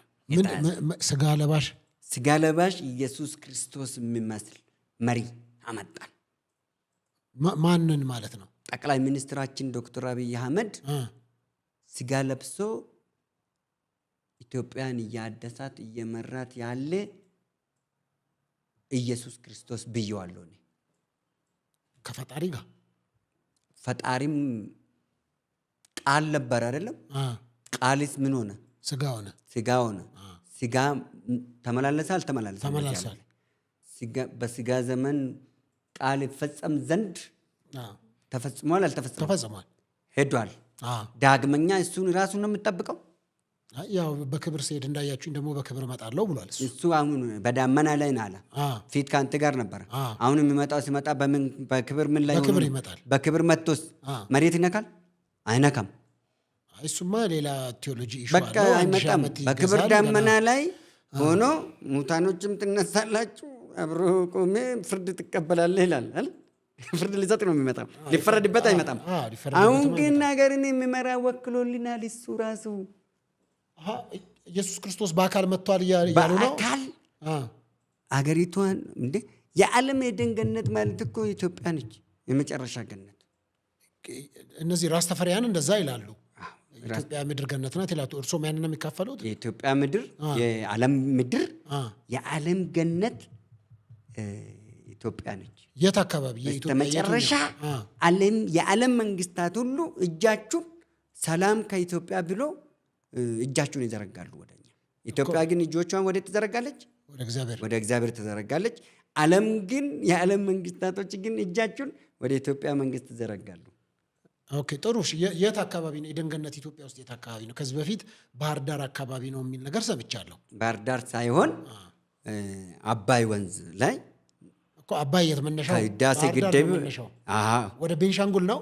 ታች ከቤንሻንጉል ጉሙዝ በታች አባይ ህዳሴ ግድብ የሚገደብበት አለ አይደል? ከሱ ዝቅ ብለ በዚህ በኩል ሔዋን ናት፣ በዚህ በኩል አዳም ነው። ምንድን ነው ደግሞ እንደሱ? አዳምና ሔዋን የሚባሉት አለ። አዳምና ሔዋን የሚባል ገነት። አዳምም ሔዋንም ኢትዮጵያዊ እንደሆኑ ታውቃቸዋለህ? በምን ምክንያት ኢትዮጵያ? ከዚህ በፊት እርሱ ሲናገሩ አዳም ኦሮሞ ነው ብለው ሲናገሩ ቪዲዮ አለኝ። አዳም ኦሮሞ ነው፣ ሔዋን አማራ ናት። እስራኤላዊ አይደሉም። እስራኤላዊ አይደሉም። በምን መረጃ ነው እርሶ? እስራኤል የምትባለው ሀገር ዓመትም አልሞላም። ግን አውቀዋል። ሔዋን ማለት እኮ ለአዳም ከእባቡ ጋር አውርታ አፕሉን የሰጠችው ፍሬውን የሰጠችው አትብሉ ከተባሉት ፍሬ አምጥታ ለአዳም የሰጠችው እኮ ነች ሔዋን። ሔዋን ማለት ከአዳም ጎን አጥንት ውስጥ ከግራ ጎን ነው። ጎኑ ራሱ ቀኝ አይደለም፣ ከግራ ጎን የተፈጠረች። ከዛን አሳሳተኝ፣ ሴጣን አሳሳተኝ አለች እሷ አይደል? እሱ ደግሞ ማን አሳሳተኝ አለ? ሔዋን አሳሳተኝ። አንተ የሰጠኝ ረዳት ናት ያልካት እሷ ነች ብሎ በዛ የተነሳ የሴቶቻችን የሴቶች እንቅርት ጉሮሮ ነገር ወጥ ነው። ወጥ ነው። የኛ ግን አለ አይደለም እንቅርት አለ ከለ በቃ ይሄ እንቅርት እኛ አልዋጥንም። ምልክቱ በዛ ምክንያት ነው። ይሄ አልዋጥንም እኛ እየበላን እሱ ቅድም አይኔ ሳይኖረኝ አይን ሳይኖረው አዳም አይንም ሳይኖረው ምንም ሳይለየው በቃል ብቻ ስለነበረ የምኖረው አይኑም ሳይኖረው ራሱን ሳየው ምን ሳይል የተናገረውን ቃል እሷ የሰጠችውን በለስ እያኘከ አልዋጠም። ልውጥ ሲል አስታወሰ፣ መለሰ፣ ወጣ፣ መልሶ አወጣ። እዚህ ጋር ሲያወጣ በቃ እዚህ ጋር አሁን አበጠችበት ወንድነት እዚህ ጋር እንቅርት ሆነ ቀር። እዚህ ጋር ነገር እቺ አሁን ያለችበት እሱ ምልክቱ እሱ ነው ወንድነት። የሴቶች ግን ውጣውታል። የሴቶች ውጣለች። እሷ መጀመሪያ በልታ ነው ያበላችው። ስለዚህ ወጥ ነው፣ ቱቦ ነው የሚመስለው። ወጥ ቱቦ የነሱ ቀጥታ ነው የሚሄደው። ስለዚህ አሁን እነኚህ ዛማዶ ያሉት እዚህ አሜሪካን ቁጭ ብሎ ነጋ ጠባ አዲስ ነገር እያሉ የሚሰሩት ይኸውልህ ክብር ጠቅላይ ሚኒስትራችን ዶክተር አብይ አህመድ ሞና አሁን ለውጡ ላይ እሳቸው ብቻ ሳይሆኑ እሳቸው ተምሳዮች ሙሉ አሁን ሀገራችን ላይ ያሉት በበላይ ደረጃ አመራር ላይ ያሉት በሙሉ አሁን ትልቅ በመሰላል አይደለም በእንትን በወንጭፍ ቢወረወሩ እነሱ ያሉበት ደረጃ አይደርሱም። በፖለቲካ ሄደዋል። ኧረ የለም እነሱ ዝም ብለን የምንቃዣው እኔ እናንተ እዚህ ቁጭ ብለን እንደምናወራ መሰለህ። የሀገራችን መሪዎች እዚህ አይደሉም። በአመለካከታችሁ በርቆን ሄደዋል። አልተመጣጠንም። የሀገራችን መሪና የሀገራችን መሪዎችና እኛ አልተመጣጠንም። እኛ ገና እየተሻሸናል ነው። ምንድነው ያለያየን? ምንድነው ያለያየን? ተወዝፎ የመጣ ኮቶት አስተሳሰብ፣ ከዛ የመጣ አስተሳሰብ አለ እኮ። ያው እነሱም እኮ ከህዝብ ውስጥ አይደል እንዲወጡት። ማሞ ሌላ መታወቂያ ሌላ። እነርሱ ሲወጡ ጽድት ብሎ ወጡ። እኔ እናንተ ጽድት ብለን ስላልወጣን በየኪስ የሞት ማን እንትን ደብዳቤ ይዘህ ትዞራለህ። ልሙጥህን ተሸክመህ ትዞራለህ። ልሙጥ አስተሳሰብ ይዘህ ልሙጥ ጨርቅ ጠምጥሜ ልሙጥ ሻማ ጠምጥሜ ልሙጥ ባንዲራ ተሸክመ የምትዞራው ሁሉ ልሙጥ አስተሳሰብ ይዘህ የምትሄደው ገና አልተወጣም። እየተፈለፈለን አለ ከኋላክ እየፈለፈሉን አሉት። ስለዚህ ልሙጥ አስተሳሰብ ይዘው አሜሪካን ላይ ቁጭ ብሎ ልሙጥ አስተሳሰብ ከሚያስቡ እኛ ሀገር ያለነው ሰዎች መሬት ላይ ያለነው እውነቷ እኔና አንተ ተስማምተን ያለነው እነርሱ ባለፈ እንዳፋጁን ደህንነት ሆኖ የመለስ መሞትን ተከትሎ እኮ ነው። መለስ መሞቱ ሲያውቁ እኮ ነው ፈርጥጦ የጠፉትና አፍተሙ እያለው መለስ ሞታ ሲባል ለቅሶ ሲሰሙ አወረ ጳውሎስ ሞታ ፓትርያርኩ ሞታ ሲባል ሁለቱ ሞቱ ሲባል በቃ ከዚህ በኋላ አለቀልን ብሎ ሞቱን የኛ ኢትዮጵያ ሕዝቦች ሳይሰሙ ለስብሰባ ብሎ ላሽ። ለምን በቤተ ክርስቲያኖች ስም አዲስ አበባ ውስጥ በሄክታር የሚቆጠር መሬቶችን በልቷል። ገበሬ የሚባለው የአዲስ አበባ ውስጥ ያሉትን ገበሬዎችን በሙሉ በልቶብናል። ታሪካችንን አጥፍቷል። ሀብታሙ አያሌው በኢንተርፖል ቢመጣ በኢንተርፖል ፖሊስ ቢመጡ አሁን ለነገሩ አሁን አደብ ይይዛሉ ብዬ አስባለሁ። ምክንያቱም የሀገራዊ አሁን ዓለም አቀፋዊ ዲፕሎማሲያችን እጅግ በጣም ለየት ያለ ላይ ነው ያለን አሁን። ስለዚህ ጠቅላይ ሚኒስትሩ በዛ ልክ ጠቅላይ ሚኒስትሩ እንኳን ደረጃም ባይደርስም የሀገራዊ ፌዴራል ፖሊስ በኢንተርፖል ቀጥታ ለቃቅሟቸው ማምጣት አለበት። እስኪ ተመልከት ሶፊ፣ አንድ ነገር ጠያቂ ብቻ አትሁን። አሜሪካንን በል ኢሮፕን በል ሁሉንም ሚዲያኖች ላይ ታያለ አይደል? ከኢትዮጵያኖች ውጭ ከኢትዮጵያ ሳይሆን ከኢትዮጵያውያኖች ኢትዮጵያና ኢትዮጵያ ይለያያሉ። ከኢትዮጵያኖች አስተሳሰብ ካላቸው ውጭ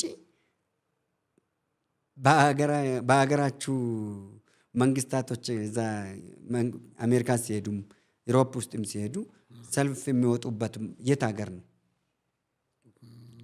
አለ? ሌላ ሀገር አለ? የእኛ ሀገራት ብቻ ናቸው የሚወጡት ሰልፍ የሚወጡት። ምንድን ነው ምክንያታቸው? ምክንያታችሁ ጭፍን ጥላቻ። ለምሳሌ ስለ ቤተክርስቲያን ይጮዋሉ አይደል? የቤተክርስቲያን መሪዎች ሲሄዱ ባንዳ ብሎ ነው የሚያግቱት። አየር ማረፊያ ላይ ጠብቆ ባንዳ የብልጽግና ባንዳ ብሎ ነው የሚይዙት። ግን እኮ ባንዳ የመጨረሻ ባንዳ እነርሱ ሆኖ ሳሉ አገር ውስጥ ያሉትን ከመንግስት ጋር ለአገር የሚሰሩትን ካህናቶችን ሁላ ባንዳ ይላሉ። ባለፈ ሐዋርያ ማን ነው? ዳንኤል ነው ማን? አንድ ለንደን ላይ የተያዘ አገቱት ሐዋርያ ይቻላል። አንድ ባንዳ ሐዋርያ ቁጥጥር ስር ውለዋል ብሎ ዳንኤልን ባንዳ ነውና ይዘነዋል ብሎ እንባከራዩ ቃል አስገብቶ ሽንት ቤት ውስጥ አስገብቶ ሲያስወተውቱ እያየ ነው። ሲያስለምኑ ሲወተውት ስለፈልፍ እኔ መጽሐፍ ቅዱስ ነኝ ምን አውቃለሁ ሳላቅ ምናልባት አምልጦኝ የተናገርኩ ካለ ይቅርታ ምናምን ብሎ እንግዳ ስለሆነ አልቅሶ አሳዘነኝ። እሱ ቪዲዮ በጣም አሳዘነኝ። ሆዴ ተርበተበተለት። አሳዝኖኝ ለቁት ይሁን ይገሉታል ብዬ በማግስት ወጣና በሚዲያ ላይ የሚዘዋወረው ውሸት ነው እኔ አልታገትኩም አለ። አፈርኩ። ያዘነለት አንጀቴ መልሶ ድንጋይ ሆነበት። ዳግመኛ ለሰው መደገጥ ማዘንም አስፈላጊ አይደለም እንደለካ አልኩት። ለምን እሱኑ ይዞ መቼስ ሀገሪቷ ቪዛ ተመቶለት ነው አይደል ሄደ። ለምን እዛ ሀገሩ በኤምባሲ ሄዶ ለምን ማንቁርታችሁን አያስለቅማችሁም ነበረ? ችግር ከሌለበት በስተቀር ፈስ ያለበት ዘላ አይችልም አሉ። እንደዛ ካልሆነ በስተቀር ለምንድን ነው ሐዋርያ ነው አይደል? ለምኖም ወጣ። ግን በማግስቱ ክደት ለምን አስፈለገ? ህዝቡ ፋኖ እንደዚህ አድርጓል። ለምን የሃይማኖት አባቶችን የፕሮቴስታንቱንም የኦርቶዶክሱንም የማንንም የሚያዋርድበት ምክንያት ምንድን ነው ብሎ በዓለም ደረጃ ድምፃችን ይሰማ ከሀገር ቤት ማቀጣጠል ሲጀምር እነሱ ግን እሱ ራሱ ተመልሶ በቁምጣና በቱታ ስለነበረ እንደዛ ሲታገት በማግስቱ ሱፍ ሲለብስ ከረባት ሲያደርግ ምን ስል ቪዲዮ ላይ ይለያያል መሰለኝ። ልክ መድረክ ላይ ሲወጣ አልተደረኩም ብሎ ቁጭ ስል እንዴ ስንት አይነት ሰው አለ ብዬ እኔ ግራ ገባኝ። እና ማዕተኛ ነው ይሄ ምናምን እንደዛ ከሆነ ሐዋርያነቱ ምንድን ነው ሐዋርያ የሚባለው ራሱስ ብዬ ግራ ገባኝ። ለነገሩ ሐዋርያ ሳይሆን አንቂ ቢባል ይሻላል። እሱ ሁለቱ ወንድማሞች ሐዋርያ ከሚባሉ አንቂ ቡድን ቢባሉ ይሻላሉ። የለም እኔ ጸጋ አላየው ማለት ሰይጣን ሲያስጮህ ምናምን አይተህ ታውቃለህ? ሲያስተምሩ እንጂ እኔ አይቻላቅም። እኔ ስላላየሁት ነው። እኔ ስላላየው ቪዲዮአችሁን አያለሁ፣ ሚዲያችሁን እንከታተላለሁ። ሁሌ ሲያነቡ ትምህርት ነው ብሎ ሲያስተምሩ ሰብስቦ እንትን ስሉ እንጂ እኔ እንደዚህ ተናግሬብሃለሁ ብሎ በሚሉ ሲሉ እንጂ እጅ በጫንቃ ላይ ጭኖ ጸልዮ አስጮ ሰይጣን ሲያስለቅቁ አላየሁትም። የኃይል አገልግሎት የሚባለው ማለት ነው። የኃይል ነው የሚባለው። የኃይል አገልግሎት ይባላል። መናፍስቶችን መለየት እሱን አላየሁትም። አይቻልም። ሂሊንግ ለምሳሌ የፈውስ አገልግሎት ምናምን አላየሁትም። ያው አገልጋይ ስላልሆንኩኝ አላውቀውም። ግን ክደት ለምን አስፈለገ? ሙልጭ ውሃ እንደነካ ቁራጭ ሳሙና ስትጨብጥ ወይ በዚህ ይወርድባል ወይ በዚህ ይወጣባል። ሙልጭ የሀገሪቷ መንግስትም እኮ እውቅና ይሰጠው ነበር እኮ። አዎ አግቶኛል። ይሄንን የሀገሪቷ ኤምባሲ ወክሎን እዚህ ያለ በአስቸኳይ የህግ በላይነትን ያስከብርልን። ለምንድን ነው ሁሉም ሲመጡ ማዋረድ የምንችለው ብሎ ቢል ኖሮ ህግን ያስከብር ነበረ። ግን አያደርግም። ሁሉም ፈሪ ናቸው። ለምን? ጎፈንድሪዝም ተጠቃሚ ስለሆኑ ሁሉም ጎፈንድ ተመጋቢዎች ናቸው፣ ለቃቃሚዎች ናቸው። የኛ ሀገር በሃይማኖት ውስጥም የተሰከሰኩት የበግ ለምድ ለባሽ ተኩላ ብዙ አለ። በኢትዮጵያ የእትዬ ምኒልክ አገር ኢትዮጵያ ብሎ ደግሞ እኛ ኢትዮጵያኖች ብሎ ልሙጡን ይዞ ልሙጥ አስተሳሰብ ይዞ በነጮች በሰለጠኑት አገር ውስጥ ሲጮህ ሲያዋርዱ ራሳቸውን በራሳቸው ሲያዋርዱ፣ ለነገሩ ደስ የሚለኝ ምን እንደሆነ ታውቃለህ? ሁሌ ሰላማዊ ሰልፋቸው ሲከታተል አያለው። በጠቅላይ ሚኒስትራችንም ላይም በብልጽግና ላይም በሀገራችን መንግስት ላይም በኦሮሞ ህዝብ ላይም ሰላማዊ ሰልፍ ሲወጡ አያለው። ሁሌ ደስ የሚለኝ ልሙጡን ባንዲራ ይይዛሉ። በል የፌዴራል ባንዲራን ደግሞ አርማ ያለበትን ባንዲራ ያቃጥላሉ። እኛ ሀገር እውቅና ያላት አርማ ያለበት ነው ወይስ ልሙጡ ነው?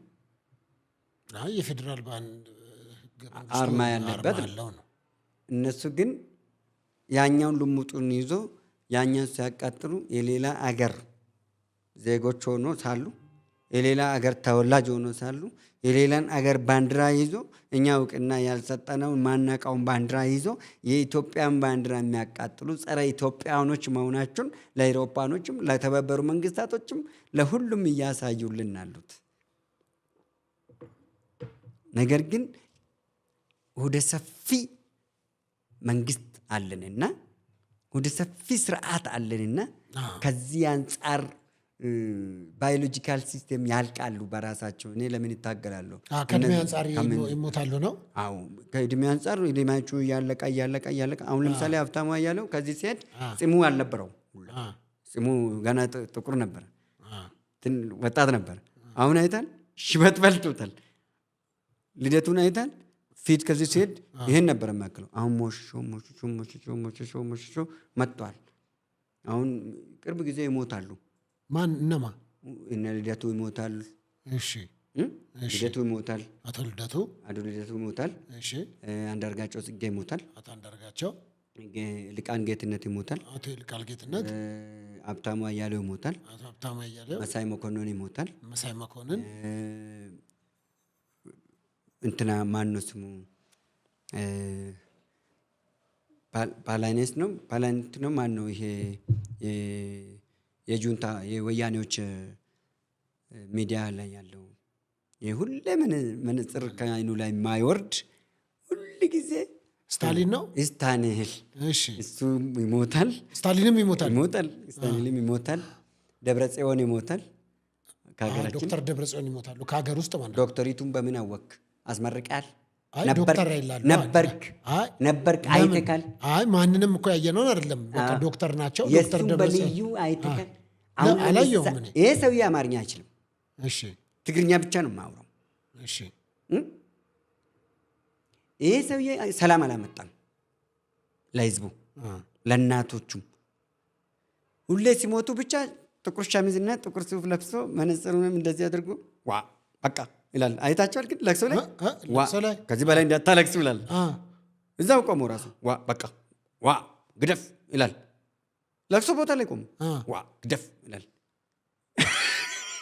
ለቅሶ ላይ ቆሞ ሰዎች ለሞቱት ተጠቁ ለተባሉት ለቅሶ ቦታ ይሞታል። ለቅሶ የደረሰ ነው የሚመስለው አይደል? ሰው ለቅሶ ላይ ያስቆም ነው የሚሄደው። ለቅሶ ሊያጽናኑ አይደለም እንዴ? እነሱ ሊያጽናኑ አይደለም የሚሄዱት፣ እንዳታለቅሱ ለማለት ነው የሚሄዱት። እዛ ቦታ ላይ የተገኘውን ለይቶ ለማወቅ ከዛን ሌሊት ለማፈስ ነው የሚሄዱት። ሌሊት ለማፈስ እንዲያመቻችሁ ነው እንጂ ለቅሶ ቦታ የሚሄዱት ለማጽናናት አይደለም የሚሄዱት። ደብረጽዮን ይሞታል በል፣ መግቢያ ይሞታል በል፣ ኢሳያስ አፈወርቅ ይሞታል በል። ደብረጽዮን መግቢያ፣ አቶ ኢሳያስ አፈወርቅ ይሞታል። እነኚህ 16ቱም ጀዋር መሐመድ ይሞታል። እሺ ጀዋር ይሞታል። እነኚህ 16ቱም ይሞታሉ። 16 አልሞሉም እስካሁን የጠሯቸው እርሶ ቁጥር ቆጠርኩልህ። ልደቱ አንድ፣ ሀብታሙ 2፣ መሳይ መኮንን 3፣ ኢንጂነር ልቃን 4፣ ጀዋር 5 መሳይ መኮንን 6 ማነው ስሙ ደብረጽዮን አይደለም የነሱ ጋዜጠኛ እዛ ስታሊን በል 7 አንድ ታለች ሳባ የምትባለው ማለት ሳባ የምትባል እቺ ቀይዋ ወፍራሟ ሁሌም የምትጠነቅለዋ ምን የምትል የጥራጊ ቆሻሾች ይጠረጋሉ። ደብረጽዮን ችሎታ የለውም ማይብ ነው ትላለች፣ ግን ደግሞ ዞር ትልና ደብርዬ ትላለች። ደግሞ ምን እንደሆነችም አትታወቅም፣ ማን እንደምትደግፍ ግን እነሱ ነች። ቀይ የሴት ሰይጣን ነች እሷም ትሞታለች። 8 ማነው ስሙ ልቃን ብለናል አይደል? ልቃን ብለናል። እንትና ደብረጽዮን ይሞታል። ደብረጽዮን ይሞታል። መግቢያ ይሞታል። 10 ኢሳያስ ይሞታል። 11 ሞንጆሪኖ ትሞታለች። እሺ ያሁኗን ፈትለወርቅ 12 ትሞታለች። ፈትለወርቅ ትሞታለች። ይሄ ማነው ስሙ የደብረጽዮን ምክትሉ አለ አንድ ሸበቱ፣ በዚህ በኩል ሽበት የገባበት አንድ አሉ ስማቸው በርግጥ በውላላቆ እሱ ምክትል 13 ይሞታል።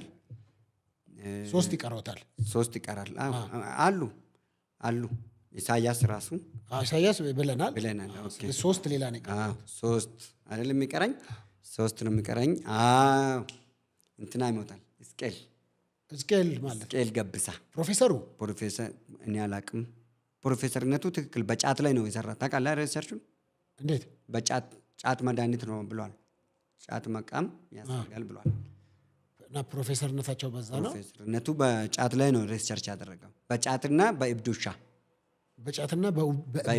ላይ ነው ፕሮፌሰር እስቄል ገቢሳ ፕሮፌሰርነታቸው ሪሰርች ወረቀታቸው ያደረጉት።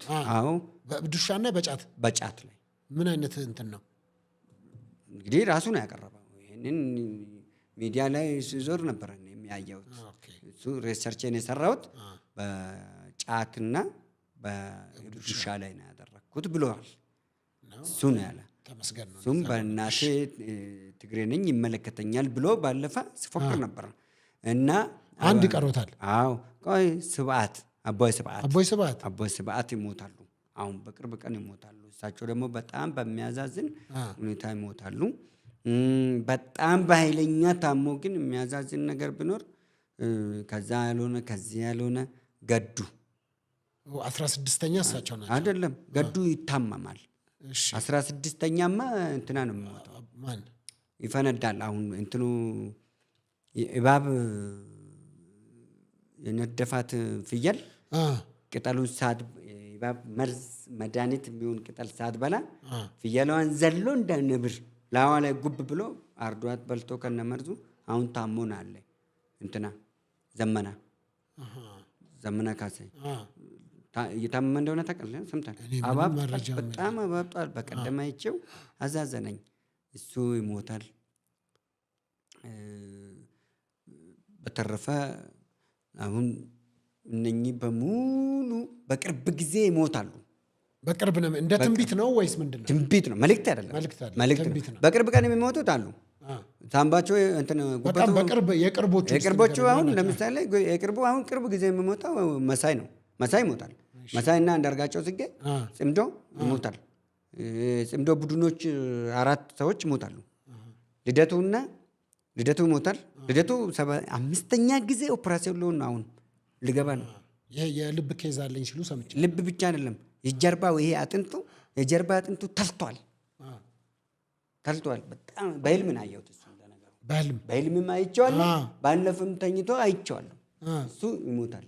በቅርብ ጊዜ ልደቱ ይሞታል። በእርግጠኝነት ነው የምነግርህ። ልደቱ ታሞ አስከሬኑ ይመጣል፣ ወደዚህ ይመጣል። ግን እኔ ነኝ የሚቀብረው። ደስ የሚል ደግሞ አሁን መቃብር ቦታ ከተሰጠኝ እኔ ነኝ የሚቀብራቸው።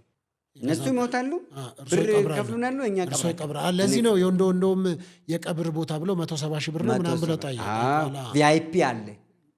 ቪአይፒ የቀብር ቦታ የቀብሩ እንትን ግራውንድ ቪአይፒ አለው። ይጨምራል፣ ብር ይጨምራል። ዲያስፖራ 4 ቦታ ነው የሚካፈለው። ለዲያስፖራ ኖርማል ከትራንስፖርት እነሱ ችሎ እዚህ ሲደርስ ኖርማል እናስከፍላቸዋለን። ግን 3ቱ ከዲያስፖራ ቅርንጫፍ የሆኑት በእጥፍ ነው የሚከፍሉት። እጥፍ።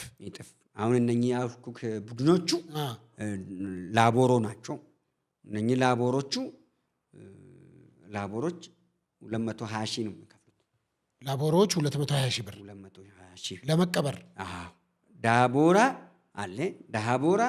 ላቦራው እነዚህ አሁን ዲያስፖራዎችን እየከፋፈሉ እየነገሩኝ ነው። ዲያስፖራ 4 ቦታ ነው የሚካፈለው። 4 ቦታ ይከፈላል። ምንድን ናቸው? ዲያስፖራ ልማታዊ ነው። ዲያስፖራ ልማታዊ ኖርማል ዲያስፖራ ቤተሰቡን፣ አካባቢውን፣ ህዝቡን፣ አገሩን፣ መንግስቱን የሚደግፉት ዲያስፖራ ናቸው። እነሱ ትክክለኞች ናቸው፣ ይደገፋሉ።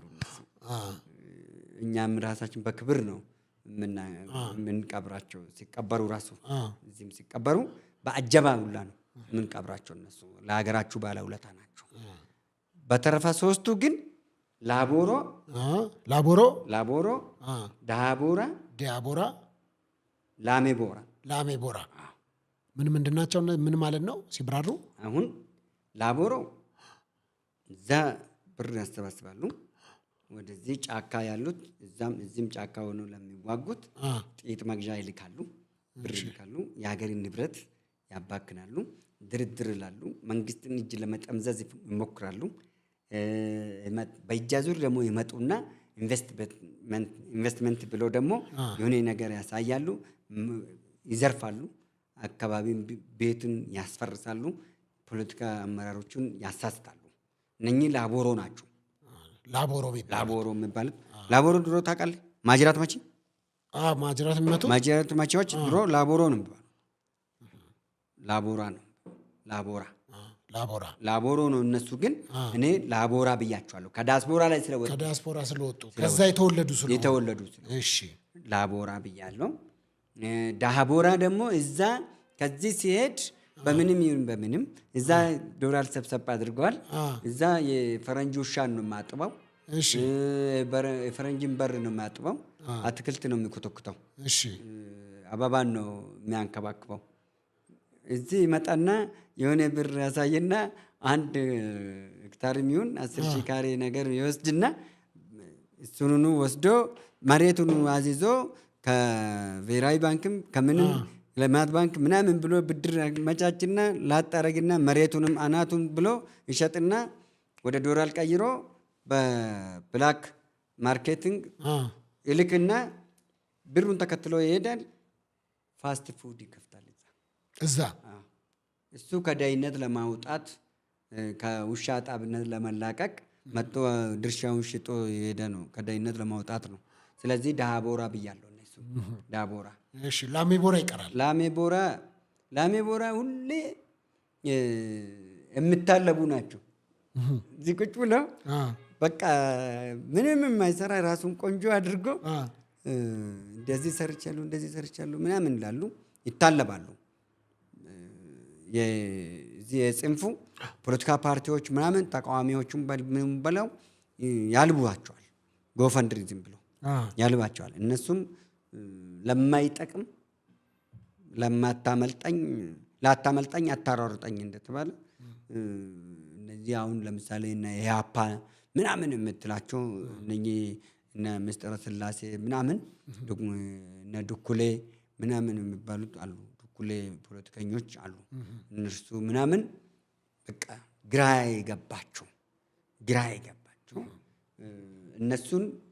እነሱ ናቸው የሚያልቡት። ስለዚህ በ4 ይከፈላሉ ማለት ነው። እንምጣና ከዛ ከሰሞኑ ደግሞ መነጋገሪያ የሆነ ቪዲዮ አለ የእርሶ በተለይም ደግሞ ስድብን በ2 ከፍለው ዘመናዊ ስድብና ባህላዊ ስድብ ብለው ሲናገሩ ነበረ እና ይሄ ባለጌ፣ ውርጋጥ፣ የአልጋ ስተት እያሉ እርሶ ባህላዊና ዘመናዊ ስድቦች አሉ፣ በሳማ እንዳልገርፍህ ምናምን የሚል ነገር ይናገራሉ። እርሶ ደግሞ ካሉበት ስራ ዘርፍ አንጻር እንግዲህ ፕሬዚዳንት ኖት፣ ወደ 16,000 ወጣት የሚመሩ በጣም ትልቅ ኃላፊነት ያለበት ሰው ነች። በተለይም ደግሞ ወጣቶችን ነው የሚመሩት እና ከዚህ አንጻር ስድብ እያስተማሩ ነው ብለው በእርሶ ላይ ትችት ያመጡ፣ የስድብ ባህላዊ የለውም ዘመናዊ የለውም፣ ስድብ ነውር ነው፣ በማህበረሰባችን መካከል ስድብ በጣም እንደ ነውር የሚታይ ነው እና እንዴት እንደዚህ ብለው ስድብን ያስተምራሉ ብለው የማነሱ ሰዎች አሉ። ምን ይላሉ እርሶ? ምን አለ መሰለህ፣ ቅናት ስንት ቦታ ነው የሚካፈለው? ቅናት አይደል እንዴ? ቅናትማ 2 ቦታ ነው የሚካፈለው። ቅናት በምን? አዎ ቅናት መንፈሳዊ ቅናት አለ፣ ሰይጣናዊ ቅናት። ሰይጣን ምን ይመስላል? አይተህ ታውቃለህ? ሰይጣን አልተገናኘንም እስካሁን። ስጋዊ ቅናት ይባላል እኮ። ያው ስጋዊ ሰይጣናዊ ቅናት ይባላል። ስጋዊ ቅናትና ሰይጣናዊ ቅናት ይለያያሉ። እሺ እናብራራለን። ሰይጣን የራሱ ስራ አለው። አንድ ገጠመኝ ልንገርህ። እሺ የሆነ ገዳም ሄድ እና እዛ ባለፈ ዘንዶ ጸበል ይቀዳልናል ያሉት ደብረ ሊባኖስ ውስጥ። ደብረ ሊባኖስ ዘንዶ ይቀዳል ጸበል ዘንዶ ይቀዳልኛል ብሎ ሚዲያ ላይ ላየም። እሺ ዘንዶ ጠዋት እንትን ቤተክርስቲያኑን ይጠብቃል፣ ጸበል ይቀዳልናል ብሎ አንድ አባ ተናግሮ ነበርና፣ እሺ እዛ ገዳም ሄድን ነበር። ሄዱ እርሶ ገዳም? አዎ እሺ እሺ ሄድኩኝና እዛ ሲያስተምሩ አንድ ወይ እዚህ ብዙ ጊዜ ቁጭ አሉና እንቁላል አማራቸውና እኛ መነኩሴው እንቁላል አማራቸውና እንጨት ላይ አድርጎ እንቁላሉን እየጠበሱ አባ ይመጣባቸዋል። የገዳሙ አስተዳደሩ መነኩሴው ላይ። እሺ በጾም ወቅት ነው? ኖርማል ነው። አይቻልም፣ እዛ አይፈቀድም። ሰይጣን ደግሞ እሳቸው የተቀመጡበት ጥላ ስር እንጨቱ ላይ ቁጭ ብሎ እያያቸው ነው ሰይጣኑ። ከዛን አባ ስመጣ ምን ነው በስመ አብ ወልድ ምን ሆኖ ነው ብሎ ሲሉ፣ አረ ውይ አባ ሰይጣን አሳስቶኝ ነው ብሎ ሲሉ፣ ሰይጣኑ ከላይ አረ እሞይ እኔን ራሴ እያስተማሩኝ ነው አሉት። እንዲህ አይነት ዘዴ አላውቅም ነው አጠባበስ። አረ እሞይ እያስተማሩኝ ነው ያሉት፣ እኔ ራሴ ስሜን አያጥፉም ብሎ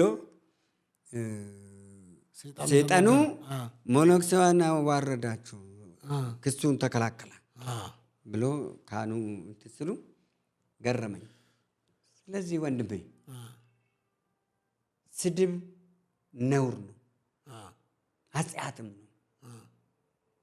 በፍጹም በህይወቴ እኔ ተሳድቤ አላውቅም። ከዚህ በላይ ምን ይሳደቡ እርሶ?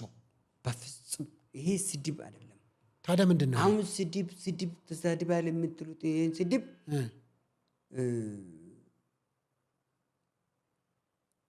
አንተ አሁን ባለጌ ስትባልግ ካየው ባለጌ ካልኩክ ውርጋጥ ዝም ብለህ ትወረጋገጣለህ ሰው ላይ። ሰውን አትንካ። በሳም መቅጠል ነው ቂጥህን የሚገርፍ። እምቢ ካልክ የምትታገለኝ ከሆነ በሽመል ነው የምከተክትህ። እረፍ።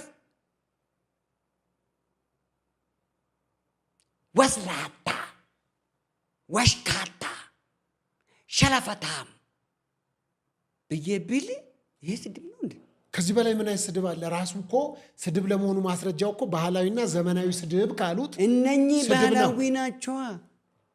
ይሄ ባህላዊ ከታች ጀምሮ እየተማር በስነ ስርዓት ሰውን በማትጎዳ መልክ መሳደብ አለብህ። ሰው በማይጎዳ መልኩ ምን አይነት ይሄ አስተማሪ ነው። ይሄ አንተን ከስህተት ላይ የሚመልሱ ናቸው እነኚህ ስድቦች። ጭራሽ እኮ እርሱ እኮ በኩራት ነው እኮ የሚናገሩ። በኩራት ተኩራርተው ነው እኮ ግሳጼ ነው ይሄ። ወንድም ምን ሆነ ቃል ግሳጼ ነው ይሄ። ውሰድ፣ ተቀበሉ፣ አትጨነቁ። ዝም ብላችሁ ለመፈረጅ አትሩጡ፣ ቆም ብላችሁ አስታውሉት። አሁን ለምሳሌ እንደዚህ እኔ አሁን ከተሳደብኳቸው ስድቦች ውጪ አራቱ እኔ የሚጠላቸው ነገሮች አሉ። እሺ ለምሳሌ በብሔር ቢሳደብ በብሔር ቢሰድብ፣ በሃይማኖት ቢሰድብ፣ በእናት ቢሰድብ፣ እናት እንዲቱ እናትን እንዲህ ላድርግ የሚሉት እነኚህ ባህላዊ ናቸው ዘመናዊ ናቸው? እርሶ ይክፈሉልኝ እንጂ እኔማ ምኑን አውቀዋለሁ። እርሶ ነው ዘመናዊ ያርጉት ባህላዊ ያርጉት፣ እርሶ ነው እየነገሩ ነው ያሉት እኮ። እንዴ አንተ እዚህ ምድር ላይ ያለ ሁሉንም ምንም አታውቅም? ምን አውቃለሁ? በምን አውቃለሁ? እኔ ስለ ስድብ በምንም መጽሐፍ ቅዱስ የሚለው እንዳንተ ካፋችሁ በጎ ቃል እንጂ ክፉ ቃል አይውጣ የሚል መጽሐፍ ቅዱሳዊ መርህ አለኛ ነኝ። እዚህ ምድር ላይ እንዳንተ አዋቂ አለ እንዴ? ምን አድርገህ? እኔ ምንም የማውቀው ነገር የለም። አንተ እኮ የተንኮል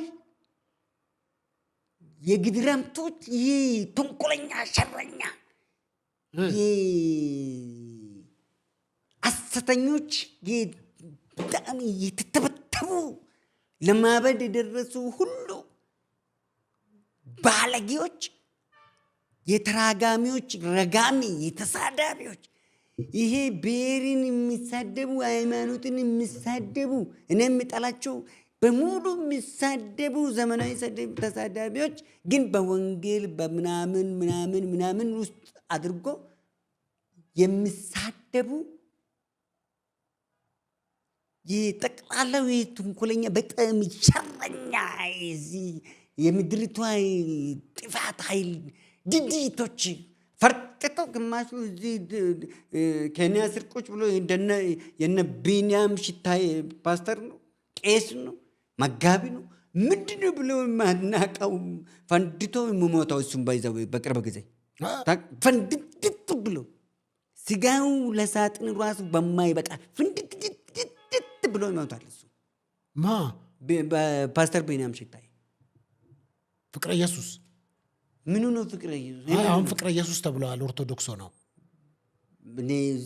ምን እናንተ እኔ ምን አውቃለሁ ታዲያ? እኔ ስም ዳቦ ያውጣ፣ ስም ዳቦ ያውጣል። ምን አውቃለሁ እኔ? ቢንያም ሽታይ ነው። ቢንያም ሽታይ ነው የማውቀው።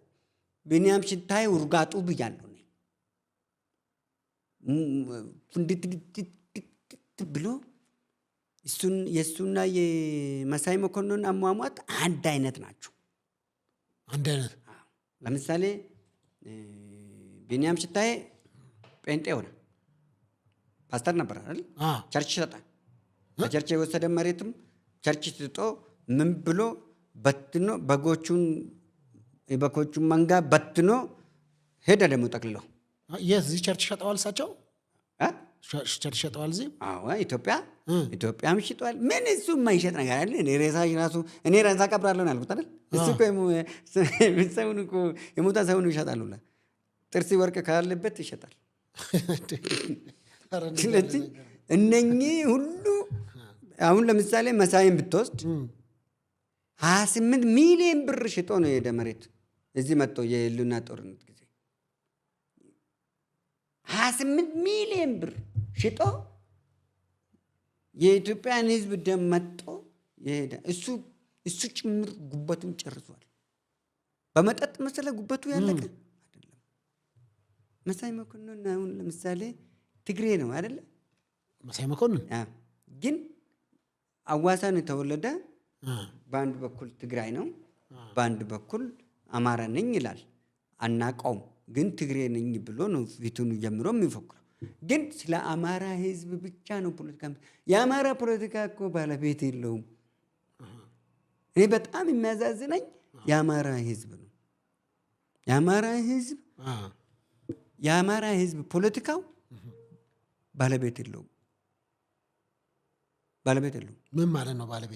ባለቤት የለውም። ሰብስቦ የሚመራ ከብልጽግና ፓርቲ ውጭ፣ ብልጽግና ፓርቲ ውስጥ ካሉት ውጭ ሌላው ይሄ እንትን ፖለቲካዎቹ የለም። አጀንዳም የላቸውም፣ አላማ የላቸውም፣ ምኑም የላቸውም። ስለዚህ አንተ የነኚህ የሐሰተኞች እነ ነቢያቶች፣ ቀበርጥሲዎች፣ ዝባዝንጊ፣ ገረመሌ፣ ወላጅኒ፣ ኩታራ ሁላ ኮተቶች ሁሉ ሰብስቤ ጠቅላይ ሚኒስትር ብሎክ ነበር ከዚህ በፊት ነብይ ገቢ ጉተማ እሱ ስህተት ነው። ይቅርታ መጠየቅ አለበት። ነብይ ጉተማ ጠቅላይ ሚኒስትር ብለዋል አይደል? እኔ ደግሞ አንድ ነገር ልጨምርልህ። ለምንድን ነው ውሰድ፣ ስልጣን ልስጥ፣ ውሰድ። የምን እኔ የምሰጥህ ስልጣን በጎ ከሆነ ችግር የለም። ውሰድ፣ ልስጥ፣ ውሰድ። ምንድን ነው የበጎ ነው? የእነኚህ ተንኮለኞች፣ የሸረኞች፣ የግድረሞች፣ የተረገሙ የተራጋሚዎች፣ ፈልፈላዎች፣ የሟርተኞች፣ ማቅለባሾች፣ የእነኚህ ፈራጂዎች፣ የሁሉም እዚህ ምድር ላይ ያሉት ሐሰተኞች በሙሉ ዋና ፕሬዝዳንት ብያለሁ።